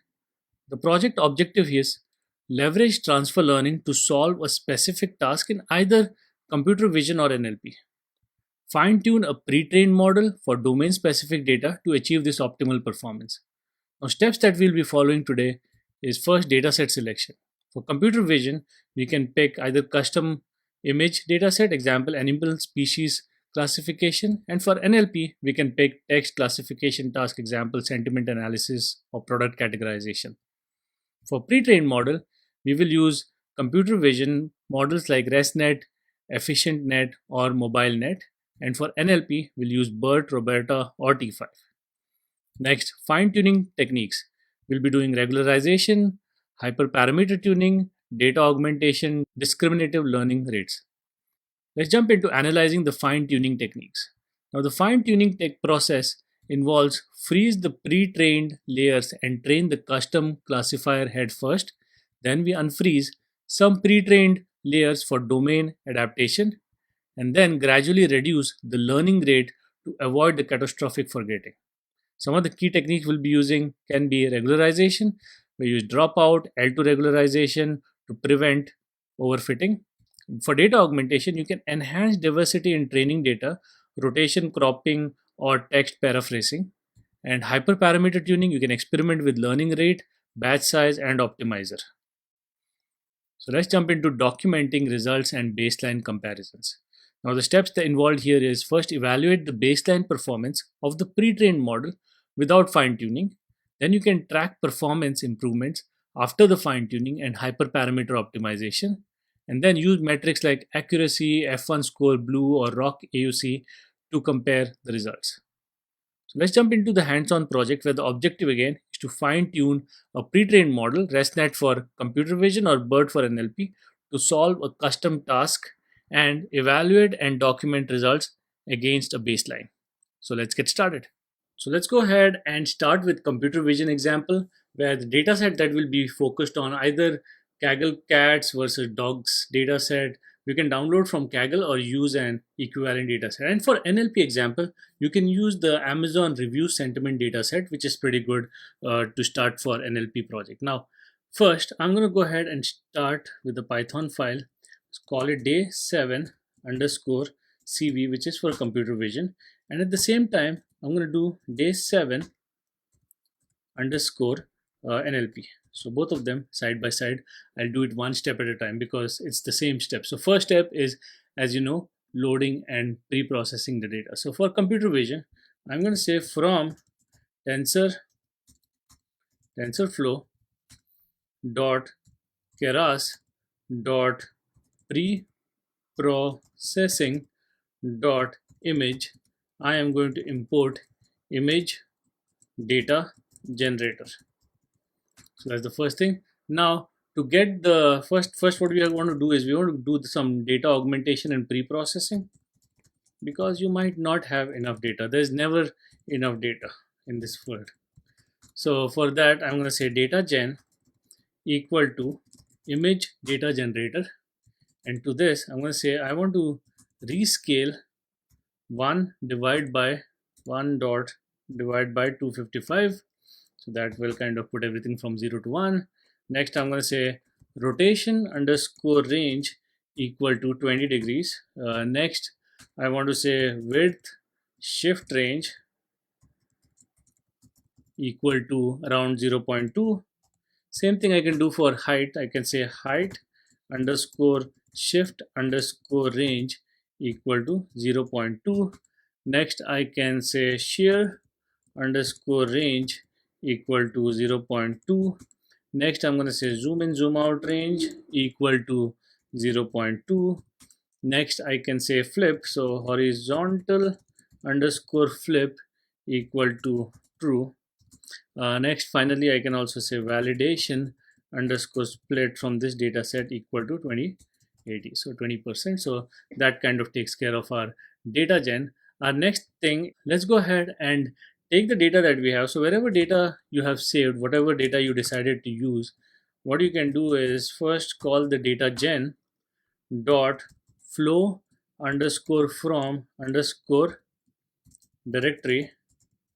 Now, depending on where you've saved, I usually like to save it in my same folder with dot slash data, something like that. So here, give the path to the data set that you have. So that's what you do. Next, I'm going to say target underscore size equal to 224 comma 224. Next, I'm going to say batch underscore size. I want to do 32 images at a time, so 32. And then I'm going to say class underscore mode equal to binary in this case. Next I'm going to say subset, so either cat or dog, so that's for binary. Subset equal to training. So there you go. So that kind of takes care of my training data. Now if you want to do the validation data, I can do the same thing here and say that this is my validation data, and then data gen flow from directory, again part to the dataset, training dataset that you have, training size, batch size, class mode, subset. Instead of training, it's validation this time. So perfect. So this kind of gets our, we have loaded the data and pre-processed it. Now this is for computer vision. How about for NLP? Now if you're taking data from Amazon, let's say you took from there, what I can do is I can say load underscore data set, because this is available on Hugging Face. So from transformers import auto tokenizer, and the data set I can get by saying load underscore data set. As I mentioned, Amazon, it's called Amazon underscore, unless they changed it recently, Amazon underscore polarity. Next I'm going to pre-process the text, so I'll say tokenizer equal to auto tokenizer dot from pre-trained. I'm going to use BERT base dash uncased. Perfect. So you have that. Next I'm going to define my pre-process data function, pre-process underscore data, and pass it examples, and at the end of it I'm going to say return tokenizer and pass it examples of the, in this particular case the name is content, so I'll make sure it's content, and then truncation equal to true You know what that is. So if it's more, then truncate. If less, then use the max. Let me just max underscore length. And for this, the max length that I would recommend is same as what we used earlier. Max underscore length equal to 512. Longer the better. So this will pre-process my data. Now to actually run that, I'm going to say tokenized underscore data sets equal to data set dot map, and pass it that function pre-process data, and the next one is batched equal to true. Perfect. So this is our pre-processing, loading and pre-processing data for NLP. Now you want to load a pre-trained model for computer vision. So I'm going to go jump into that, and here I can say from TensorFlow dot TensorFlow dot keras dot applications. I can import. Sorry, I did this mistake before. To applications, import resnet50, and you know how much time that takes to run. From TensorFlow dot keras dot models, I am going to import model, and then from TensorFlow dot keras dot layers, I am going to import dense and global. Show up, please. Global average pooling 2D. Okay, so these are my libraries or functions that I need. Now that I have this, I'm going to go below here, and first I'm going to load the pre-trained ResNet50. So for that, I'm going to say base underscore model equal to ResNet50 weights equal to image net. Next, I'm going to say include the top equal to false. I don't need those. Next, I'm going to say input underscore shape for this, which, as you remember, it's 2 to 4, 2 to 4, comma 3. 3 classes. Perfect. So I have my base model. Next, I'm going to go ahead and freeze the base models from what you remember for layer in base underscore model dot layers. Oops, layers here. I'm going to say layer dot trainable equal to false. This will freeze the different layers. Now I'm going to do is add a custom head. For that, I can say x equal to, use my global average pooling 2D that I've imported. In here, I'm going to pass the base underscore model dot output to it. So this will be added on top. This is my custom head that I've added.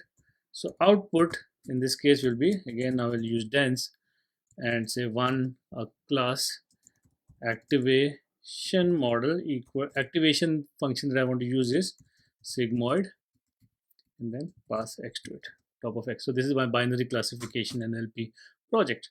Next, I'm going to say model equal to model of inputs equal to base model dot input, and my outputs equal to the output.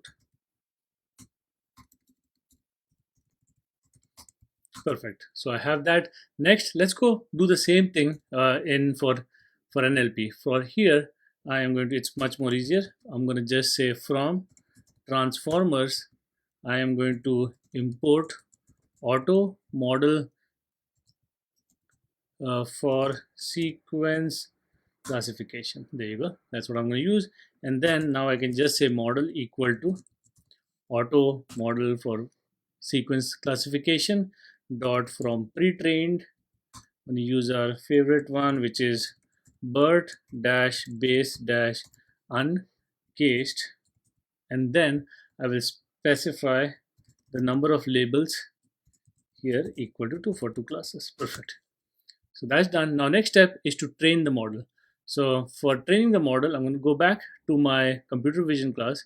Here, I'm just going to start here from, no, sorry. For first, I'm going to go ahead and compile the model. So I'm going to say compile, and then pass optimizer equal to Adam.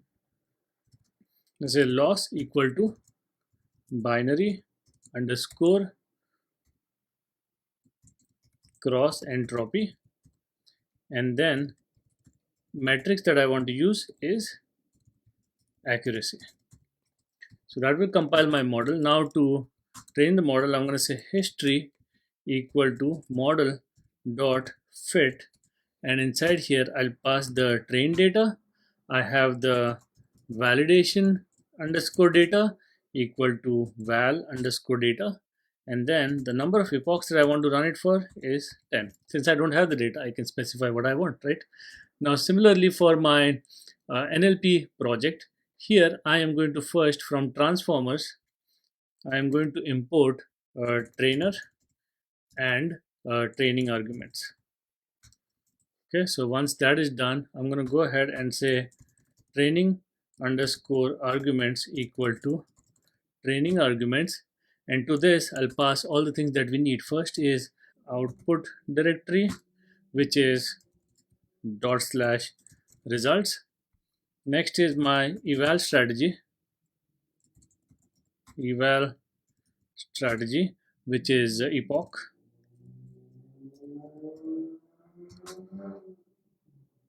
Next is my learning rate, which is 2e minus 5, enough decimal places. And next I want to give per underscore device train batch size equal to 16, and per device eval batch size equal to 16. Next I'm going to say number of training epochs equal to 3, and then I'll say weight of decay equal to 0.01. Perfect. Next, let's create the trainer. So I'm going to say trainer equal to trainer model equal to model. Then we need to give the arguments equal to training arguments. Next, we need to give train data set equal to tokenized data sets of train. Next, I'm going to say after that evaluation, yeah, not test data set, eval data set equal to, I do that mistake quite a lot where I will provide test data set, whereas it's eval data set and it will give me an error. Test, and then finally tokenizer or processing class is tokenizer. So depending on which version you're running, you can specify either tokenizer as the input or processing class. Next thing, I'm going to go ahead and say trainer dot train. So this will train my model. Next step for both of them is to evaluate and document the results. So I'm going to go ahead in my first, for my computer vision, I say val loss, validation loss, comma validation accuracy equal to model dot evaluation, or sorry, evaluate is the function, that's the function, evaluate, and then I'll pass validation data to it. Next, I'm going to print validation accuracy is val underscore, oops, I think I forgot F, and that's why val underscore accuracy. So this will give me my validation accuracy. Now I want to do the same for NLP. I'll just say results equal to trainer dot evaluate, call that function. Next I can just say print evaluation results is results. So this will give me my evaluation results. So I've done both with computer vision and with the NLP task. So both are done. Now, next thing of this is you have to document with baseline performance without fine tuning how it works. You then do some post fine tuning performance where you can look for accuracy, F1 score, and blue, etc. And then you can document the impact of data augmentation, hyperparameters, tuning, and regularization on top of these projects that you've done. So the expected outcomes for these projects, you have to build a fine-tuned model for custom tasks in both computer vision and NLP. And then you analyze the impact of fine-tuning techniques on model performance, and then finally you document the result and compare performance against a baseline, and you can use that as a project to show what you have done during this particular project.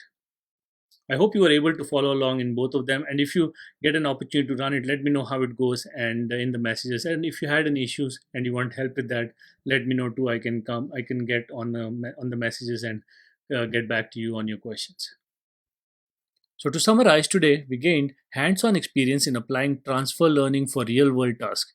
We developed practical skills in fine tuning pre trained models for domain specific problems, and we learned how to evaluate and optimize models using advanced techniques. And we built expertise in documenting the entire workflow for professional use. I hope it was helpful, and if you have any questions or issues implementing this, let me know in the messaging and I'll get back to you.